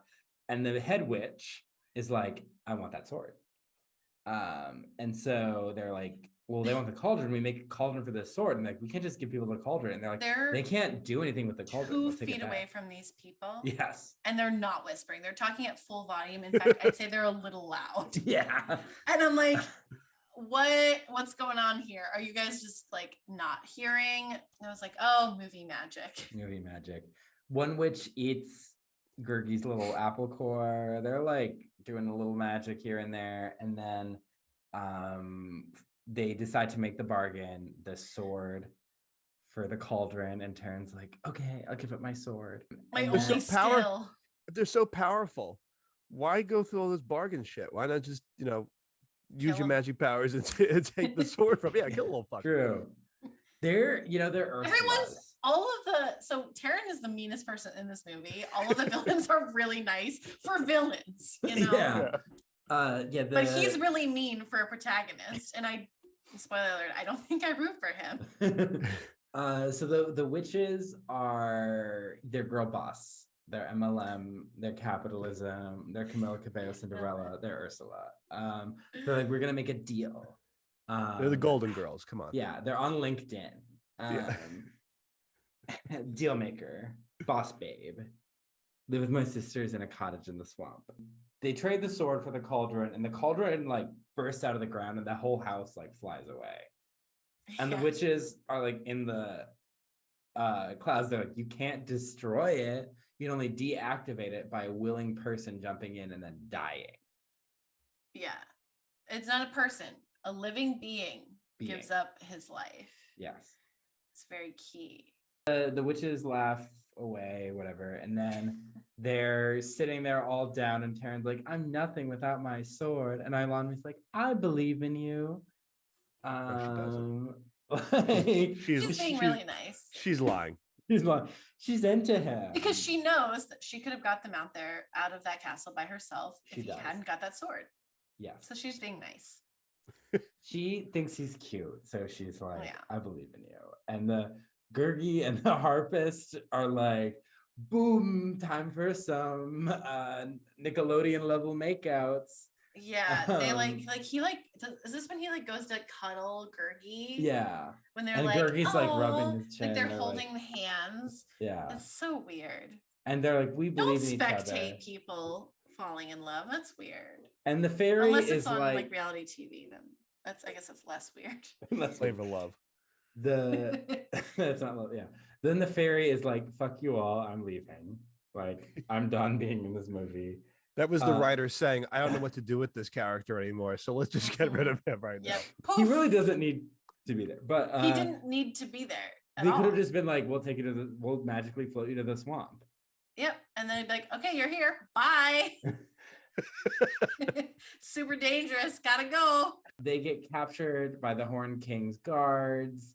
The Gurgi snuck off because he always runs away when there's trouble. So then they're captured. The Horn King activates the cauldron. The undead army, the Cauldron Born, the skeletons start pouring out. There's like this green fog, and they're like lurching up. They just start killing his other henchmen. Yeah. Those guys are out of a job. Yeah. Actually, it's like the same. Remember in Anastasia, he's got that green thing that. Yeah, the green vial. Vial. Yeah, except in that one, it was actually scarier. I always saw those little bird-like things. Well, yeah. I mean, it's not even just bird-like. That is a very scary scene in Anastasia. But this is also a pretty terrifying scene. Oh, definitely. The skeletons are just like lurching, and they're about to go conquer the world. It's weird. They don't make slowly. Slowly. Very slowly. Slowly. Yeah. I mean, they have they can't die on everyone else, but like, can't you outrun them? They're not winning marathon or races, Yeah. And we'll get another to decathlon. The world and the stakes of the world eventually. So the skeletons are pouring out, and Creeper's like, hey, we did it. I mean, you did it. And then Gurgi finds them, and he unties the pig keeper, the scullery maid, and the bard. Again, no one watching this cauldron. It's just actively bubbling by itself. These prisoners hanging out. They already escaped once. No one's gonna suggest that they have a couple skeletons hang out so they can guard it. Nope. No. Yeah, Creeper doesn't even stay behind to watch the cauldron. Well, what could Creeper do? Yeah. So then they escape, and Gurgi's turns like, I gotta go on the cauldron, gotta go be a hero. And Gurgi's like, no, I'm gonna do it. And he's like, no, Gurgi, don't. He reveals he cares about Gurgi. And suddenly. And Gurgi's like, Master has many friends. Gurgi has no friends. That's sad. And he's like, I'm gonna do this. It's sad. I'm like, oh my gosh, Gurgi. It's really sad. Like, and that's why I'm like, why am I spending so much time getting to know Creeper when like Gurgi sacrifices himself for these people that he like loves? Just met. Yeah, and loves. And just met, yeah.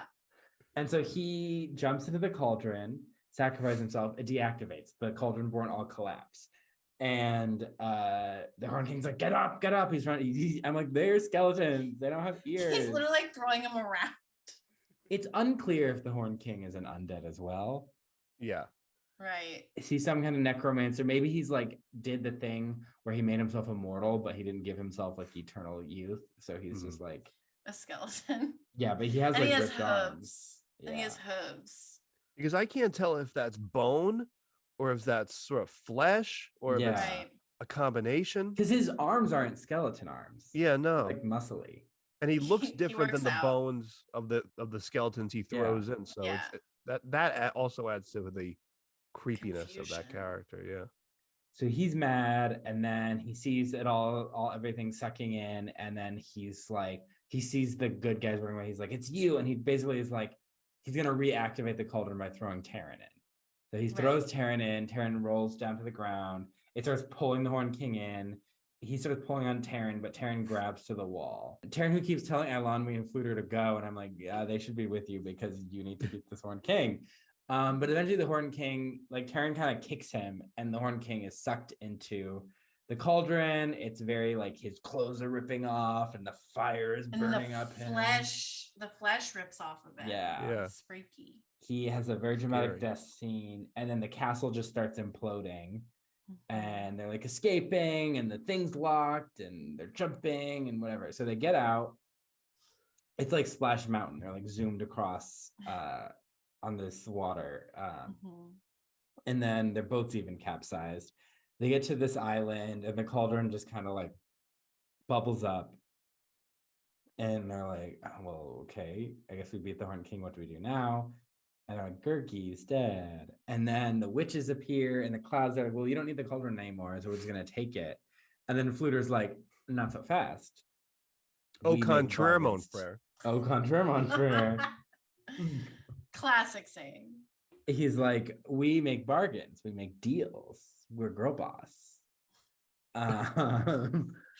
And they're like, okay, well, we'll give you the sword. You can be a great warrior. And Taryn's like, I'm not a warrior. I'm not a hero. I think I do really like, he's like, Gurgi's a hero. Gurgi saved the day. I would do anything to get Gurgi back.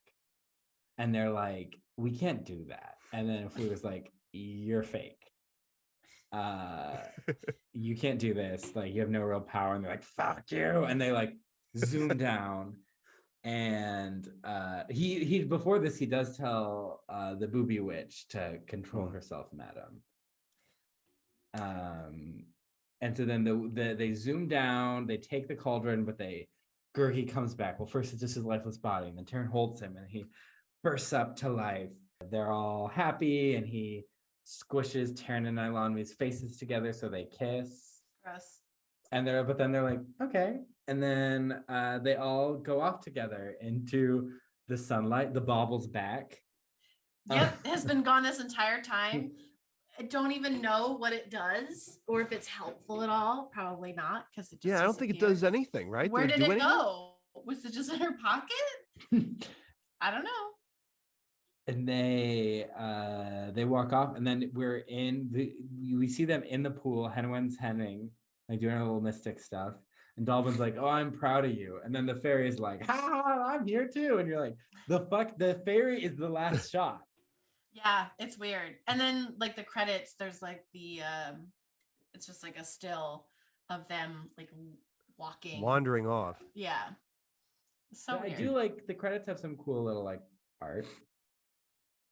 Yeah, they're like looking at the cottage where he lives, his generic farm. If you turn the audio off, it's fun to look at. You know, you don't have to listen to some of the actual plot and stuff. So what is the message here? Good question. I have no idea what's going on here.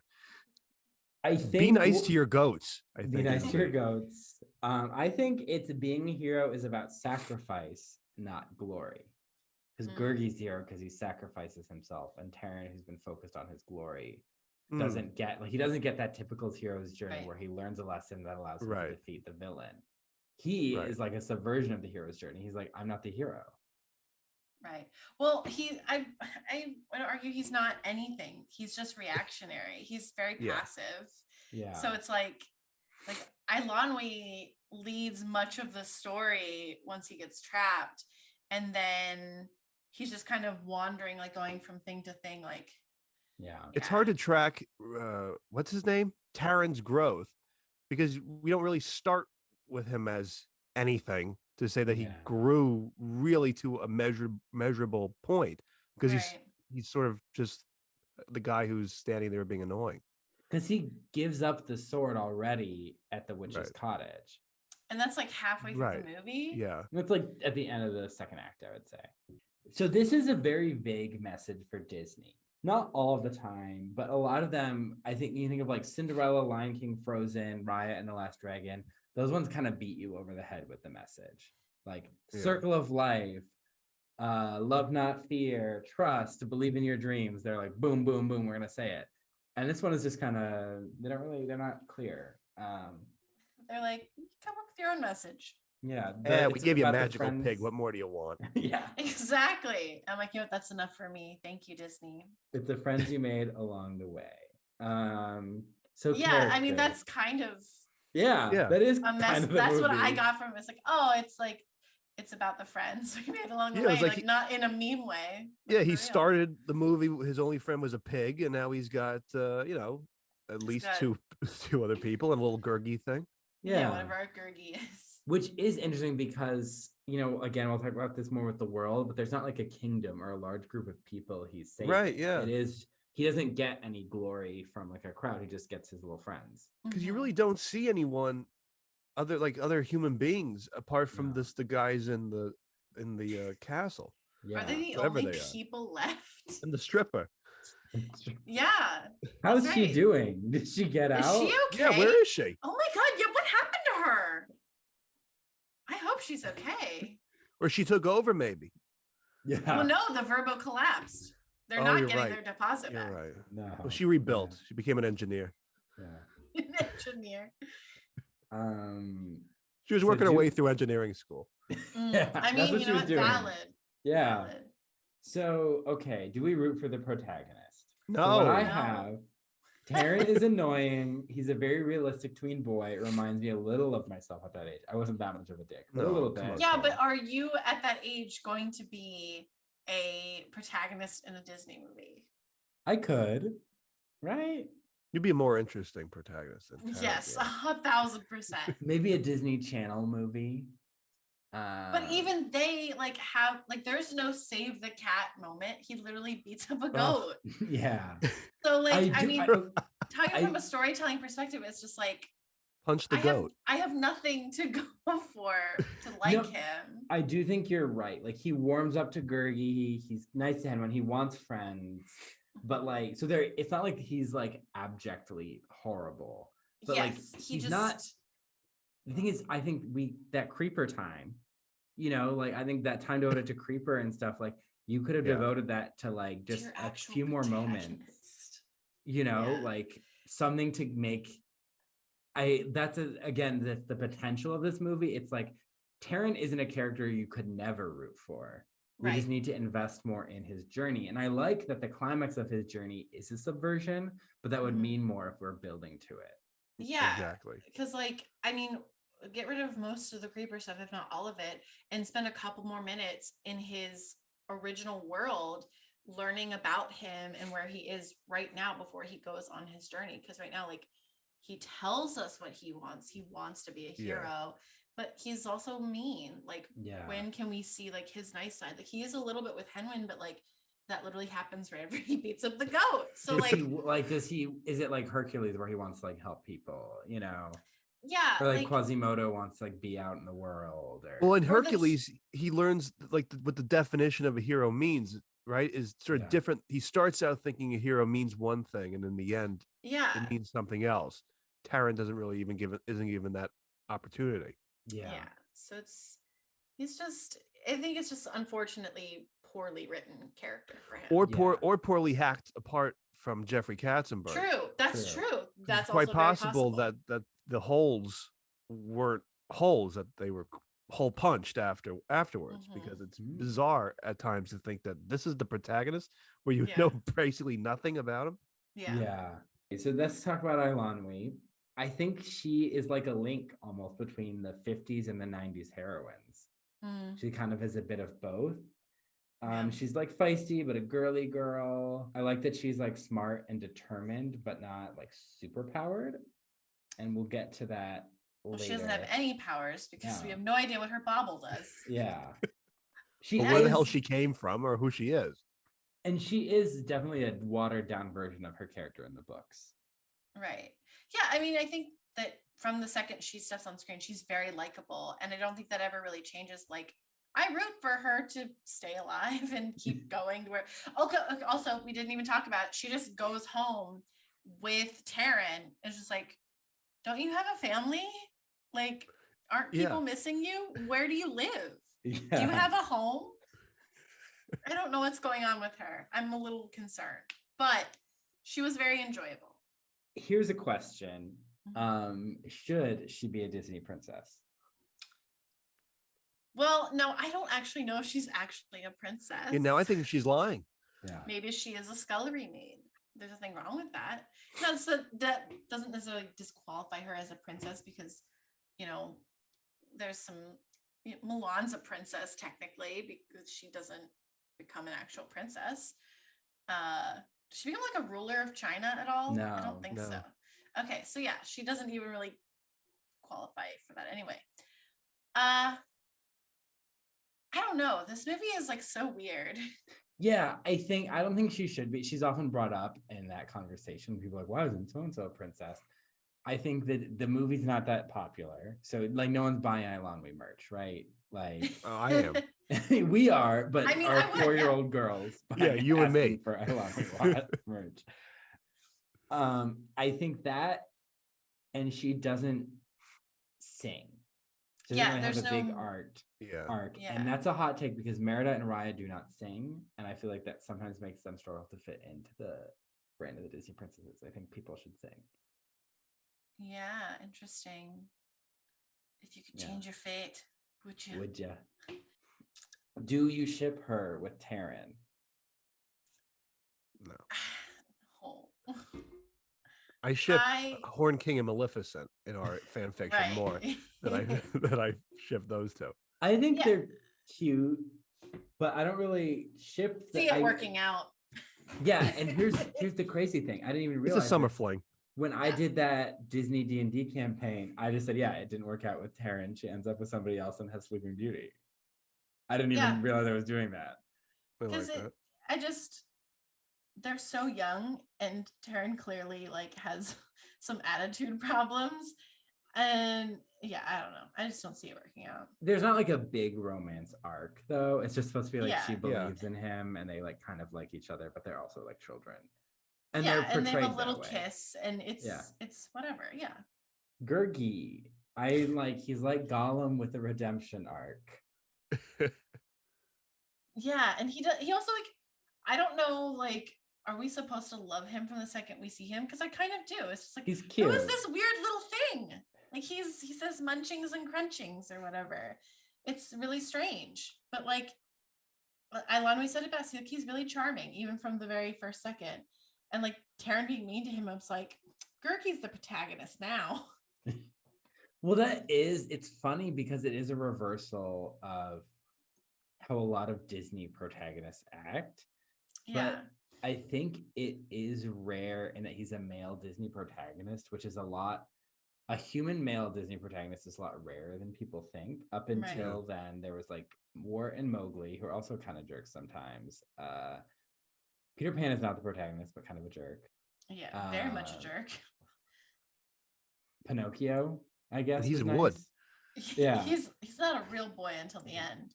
And he's a liar. A dirty liar. So like he doesn't, I think because he doesn't follow that same, like Snow White literally has that moment where she like saves the bird and it's like, I'll help you find your parents, like he's just, where's my fucking big Gurgi? Yeah, I don't know. I feel like there's definitely a way to do that where like we secretly see that like he's secretly actually really nice and genuine. And I think Henwin's a really good place to do that. But that he's actually really mean because he's guarded, he doesn't have friends. Like if we see that side of him, I feel like it would work a lot better. So he's trying to act like the warriors he sees. Yeah, for sure. Past his farm to go die in whatever war is allegedly going on. Yeah, exactly. Yeah, allegedly. Allegedly. I don't see any fighting. I mean, sure, there might be a war happening soon because of these, White Walkers that he's gonna have walking around, but no. Yeah. Allegedly. How about Fluter? How do you feel about him? He's so pointless. I don't understand why he's there. He doesn't really do anything until the end where he's like, bargain. Which Ilanwi or Taryn could have easily done. That and like he like tries to get them to be like, hey, we have to work together. But then he takes Taryn's side in that little argument. So it's like, I don't know why he's there. It's just creepy. Comedic relief, maybe? Yeah. You could have done just Taryn, Ilanwi, and Gurgi. Yeah, and we could have spent so much more time with Gurgi. He would have been like Sid in like Ice Age. Been like, Sid, or Gurgi, and then it's like, Gurgi. Dalvin, very like off-brand Gandalf, bargain bin Gandalf. Dolly, pointless. I love all the animals in this movie, and I wrote, I'm a Henwen stan. Absolutely. She's sassy, she's feisty. I would have loved if she was there for the rest of the journey too. Yeah, but I mean, yeah, she kind of goes away. Yeah, because like she's not like they're not going to learn anything else because they have the cauldron. So it's like, why can't we just have her around? Yeah, I don't know. So let's talk about the antagonists. What about the Horned King? I think he's a pretty good antagonist. He's scary. He's pretty freaky. He's good for your classic like Dark Lord world domination villain. Like not a lot of complexity. He just wants world domination, and he might be Disney's first world domination villain.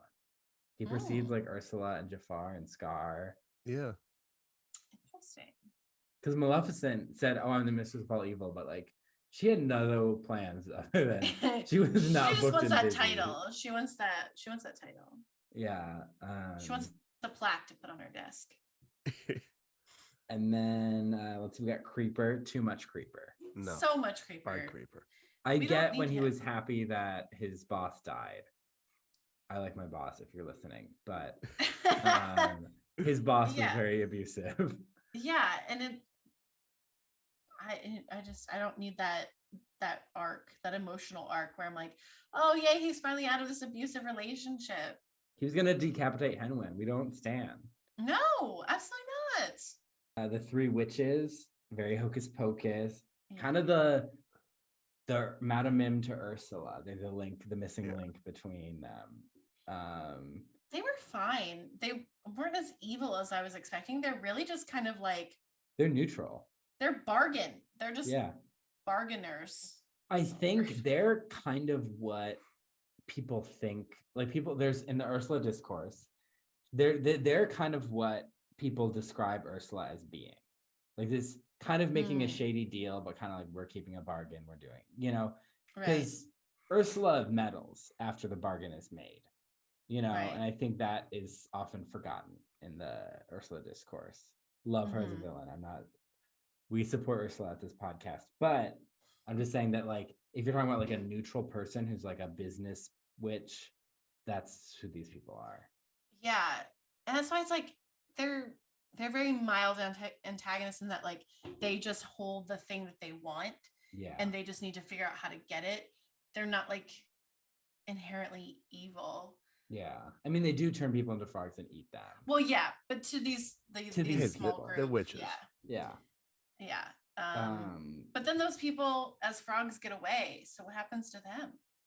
They're just frogs now. They just live as frogs in the swamp. Frogs in the swamp. Frogs in the swamp. One became Kermit the Frog. One became Kermit. Yeah. Origin story. Muppets, Snow White, Black Cauldron, same universe. Oh God, I would love that. Hannah won't watch it apparently. I'd love that. Okay, so let's talk about kind of the world.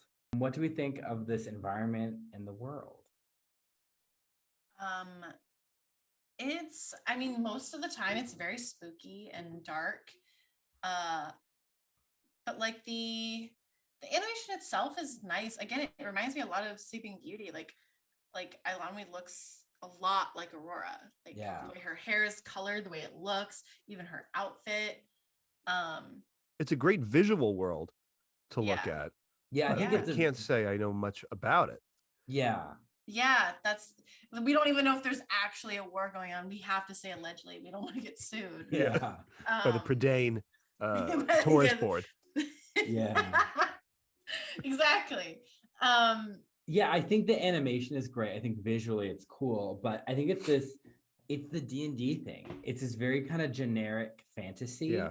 There's no like big kingdoms or cities. There's no like races like elves, dwarves. Like I guess there's the fair folk. There is something very generic about the movie, through the characters, through the world itself, that you feel like they're on the tip of something to be interesting, but they never really dive into it. So that's why it's fun to look at. To go back to like the lore, I mean, would you say, Cullen, that like the world of Prydain in those books is actually very vivid and rich? I mean, or is it pretty basic? It has been a while, but I'm leaning towards basic. Okay, so so they did a good job. They did a good job. But Very faithful.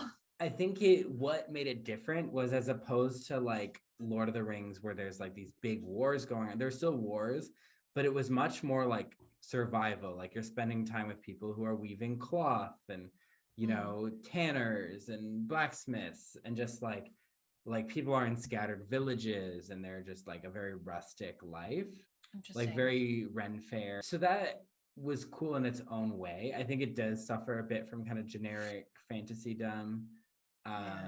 But I do like it's kind of agrarian rural, because that's more what the medieval period was like. Right. Yeah, it's just kind of generic, but like the animation style is nice to look at.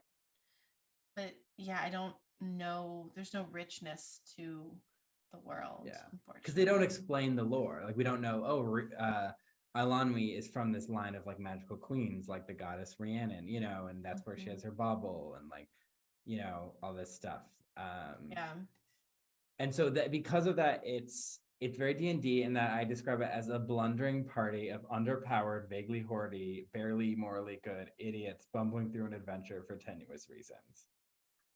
Yeah, I mean, that's a really good way to put it. Like, it is very tenuous. Yeah, like it's vague why they're all going together. Because like, what are the stakes of world domination? We don't know anything about the world. It's like, why do we care? Yeah, like, it's not like even Eilonwy just saying like, oh my gosh, he attacked my kingdom and he like killed all these people and he kidnapped me for my parents, and you know, like he's gonna send his undead soldiers, and destroy my kingdom, you know. Yeah, or like they're gonna come after your village because clearly you're the closest. Yeah. Like, I mean, that goat, you're gonna have to be kicking some skeleton butt. Yeah, it's hard to worry about the world when the world you've seen is already dead. Like you don't see anyone. It feels dead already.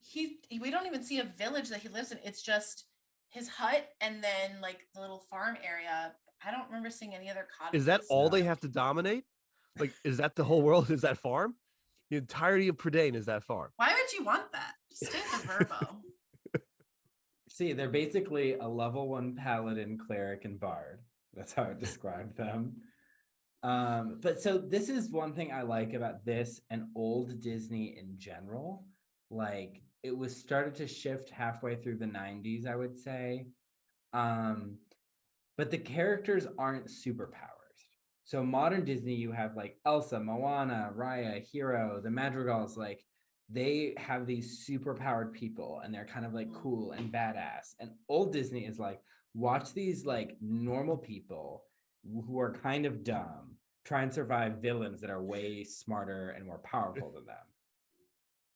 But even they aren't very smart. Yeah, but like that's just like, that's kind of the whole thing of old Disney. And I like new Disney too, but I think that's some of its charm to me. And that's why kids still relate to it, because kids they generally don't have superpowers.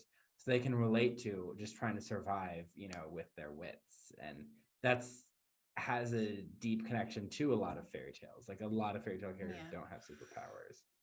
Character design. Taran is Peter Pan meets Wart. Yes.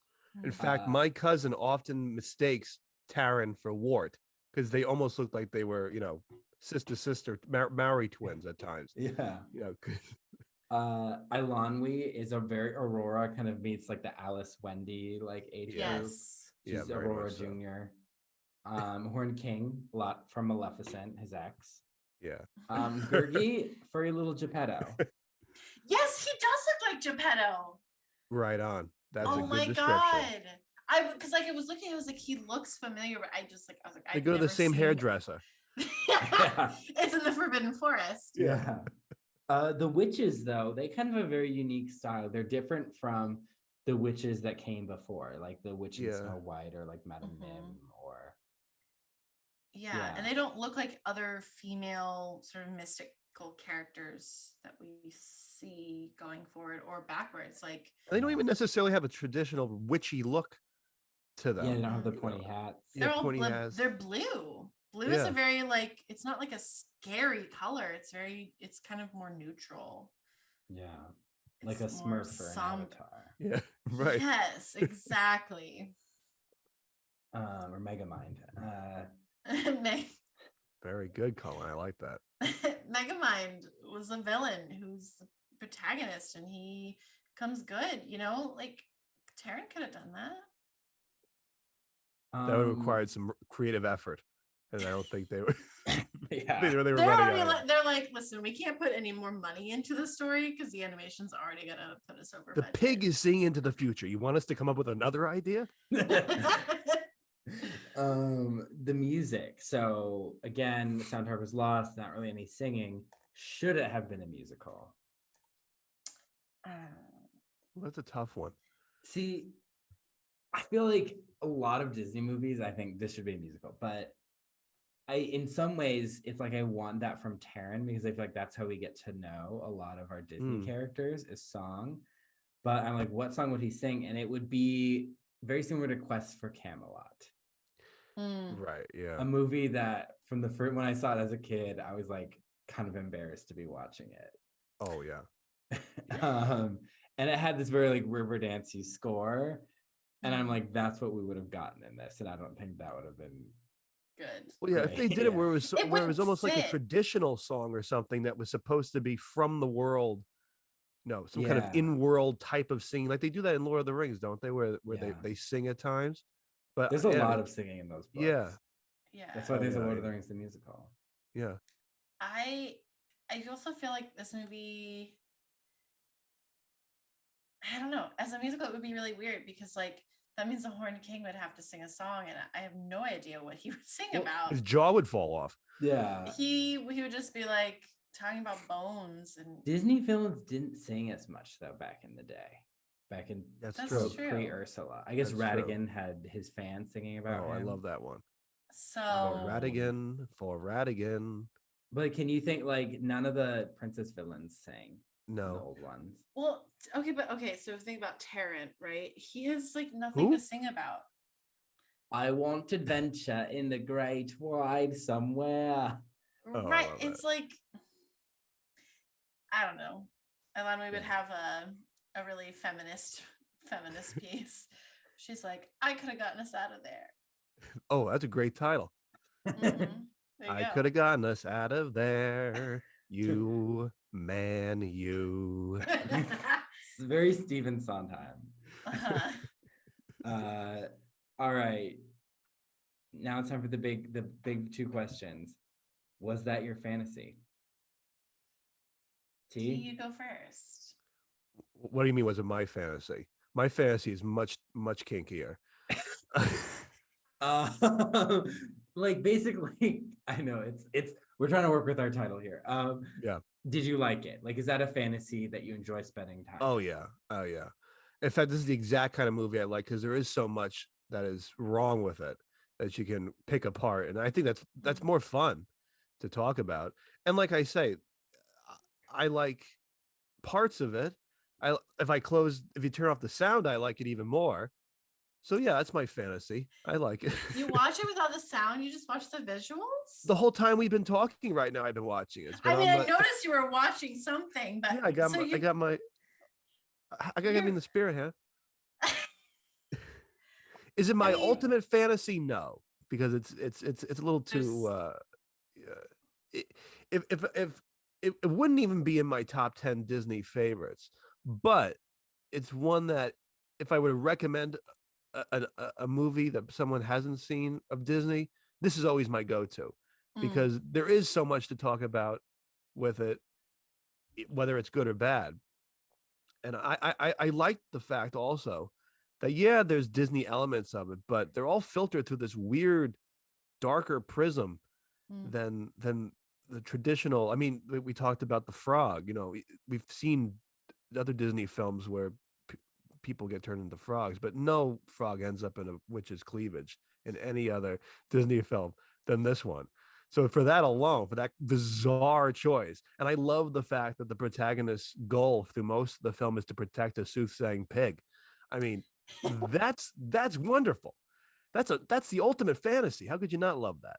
Having said that, yeah, I understand why people be turned off to some of the stranger stuff in this. But is it my fantasy? Yeah, it's my fantasy. Okay, Hannah, now let's argue. Ready? Go. It is not my fantasy. I didn't Oh, like this movie. I probably will never watch it again. Uh, but like we were talking about, like I didn't hate it. Like it was just fine, but I had a lot of problems with it. And I don't know. I just was not engaged by the many of the characters. so this was the first time you saw it, right? Mm-hmm. Colin, when did you first see it? As a child. Oh, okay. Yeah, I Was it always your fantasy? Yeah, Okay, good. I kind of love how it combines this dark fantasy with Disney.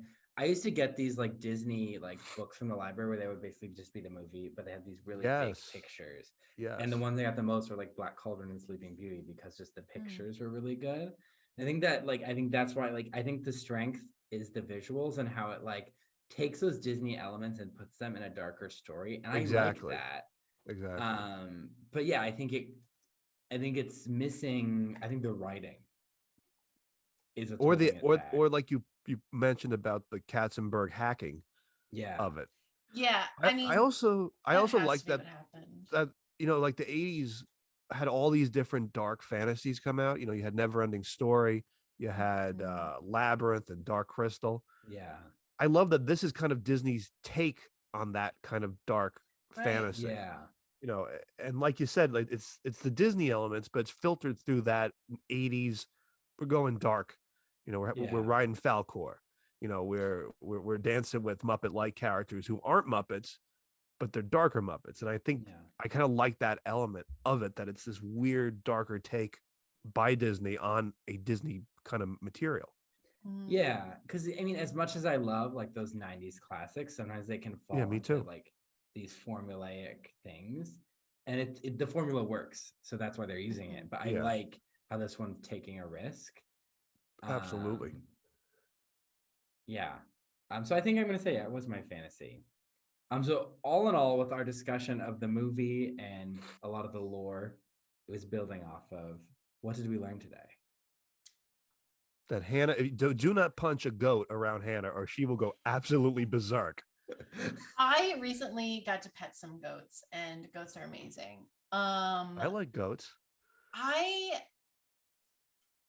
don't know what I learned today. Like, I mean, I learned a lot about this movie being, I knew that it wasn't like a good movie, like in terms of like its success, right? Yeah. But I didn't really know why until I saw it and I was like, oh, well, I get it. Like, are you glad that you watched it? So that you could engage in conversation? Well, of course, I love to talk. Well, I know that. Jesus. I still got the scars on my ears. I'm glad that I saw it just for the sake of like, oh yeah, I saw that movie. So like I can understand references that you and Cullen make, I guess, because you're the only two people I know that would talk about this movie. I think we're probably the only two people, plus my cousin Nick, on the planet who even remember this movie. Yeah, and that's why I was like, I'm watching this and I'm like, I literally am like, I don't understand what draws anyone to the movie. And I guess it's got to be that nostalgia thing. Like if you saw it as a kid, right. like of course that makes sense. I think that sort of proves, I don't know if it proves or not, but it goes to my sort of theory of that nostalgia. I mean, it's not my theory. I'm sure someone else has said this. No, this is all you. Oh, thank you. That it fills in the blanks. Like I wonder if I was my old decrepit age now, worn out, burnt out, and when you saw jaded. it for the first time. Saw it for a time. What would my opinion of it be? I obviously I can't make that decision, or that choose what I would think. But I do wonder how what age you see it at affects your appreciation or your enjoyment of it. I mean, to go into like Star Wars, like I have never actually sat down and watched Star Wars, and I honestly now listen, I watched like the original the one from the 70s or whatever with like the original animation, and I was see how she flippantly threw that out. That one from the 70s. I'm not trying to be flippant about this, You're but flippant. what I'm saying is that like I didn't watch it as a kid. Like I missed my window to really enjoy Star Wars. I feel like I would have, because I like Star Trek. That's because I used to watch the different shows when I was a kid. And so like I could like I had a nostalgia for the movie, like when the movies came out, I had that nostalgia from my childhood when I would watch, you know, whatever Star Trek that I was watching. So like I would say the same thing with like Harry Potter. Like if I had never seen Harry Potter or read Harry Potter and I went back to it at this age, especially after having like a screenwriting degree, I'd probably have a big problem with that very first movie. Yeah. Because it's like not great. I had that experience because I was like, where's the conflict in this movie? Yeah, and that's the thing. And same thing in the book. Like, so the reason I would go back to this media is because like, yeah, my mind kind of fills in like, oh, I can just kind of forgive this thing because it has a place in my heart. Yeah. So will you show this to little Samuel? The little T? I don't know, because it is pretty scary. Like, but I mean, how old were you when you first saw it? I don't. How old would I have been in 1997? I would have been what, 6 years old? So I saw it at 6. I feel like that's still pretty young for this movie. Yeah, but you know me, I'm not normal. I mean, I watched stuff I shouldn't. Well, I was gonna ask you guys, because we had our own thoughts on my show. Do you think it's scary even by today's standards? Well, because we're more exposed to scarier images and scarier content in well, I mean, I think it really depends on the child. Yeah. And what they're exposed to, because like I mean, there are like video games like Five Nights at Freddy's. I don't know if you guys are at all aware of this, but like it's a very dark series. But in a lot of ways, it markets to children. And so if kids see these videos on YouTube where they play the games, like even like young, like not single digit, no, maybe single digits, like 9 years old, like this would not scare them because like it's a completely different beast, you know? And I think it depends just on the child. So I mean, I don't remember I remember enjoying it, and I was a very like sensitive child, so I think it must have scared me. But honestly, like Five Nights at Freddy's is a good example, because I remember being like hearing about it. I was in college, so I like read some of the plot or whatever, and it still like makes me sad when I think about it, because there's like a bullied child that ends up like being kind of like manipulated and eaten by these like animatronics, and I just like that still hurts me to think about that child. But also like, maybe like the animation itself, like because our animation is so advanced now. Yeah, that's what I mean. Like maybe even watching this, it's like they'd be like, oh, an old movie. It'd be kind of cartoony. Like I'm not gonna watch a movie, like a black and white movie, like a black and white mummy movie, and be scared. You know, like I'll be able to appreciate it in a different way, but I'm not gonna be scared of it. So yeah, I mean, maybe it wouldn't be, but I still think like as a kid, I feel like it's still kind of scary. Yeah, I don't know if they'd run screaming from the theaters like kids in the 80s did, but like the Horned very King, scary. when you see his face, or like when you see him die, that would probably stick with me as a little kid. Yeah, exactly. Yeah. I could like, I feel like I don't think I ran screaming, but I might have done like a this or like right. Or they would have told me to like, oh, don't watch this scene. Right. You know, like they'd cover my eyes for me. Little baby Cullen, just don't look. Yeah, we'll get to that when we talk about Lord of the Rings. So yeah, I guess that's what we learned today. I learned that Welsh myth is there, and has be kind to your barnyard animals. What did you say? Be kind to your barnyard animals. Be kind to your barnyard animals. I think that's the main thing. Yeah, that's important. That's the main takeaway of this episode. Yeah, don't fuck with goats, or they will hit you in the ass, and the geese will laugh make fun of you. Look at all those chickens. Look at all.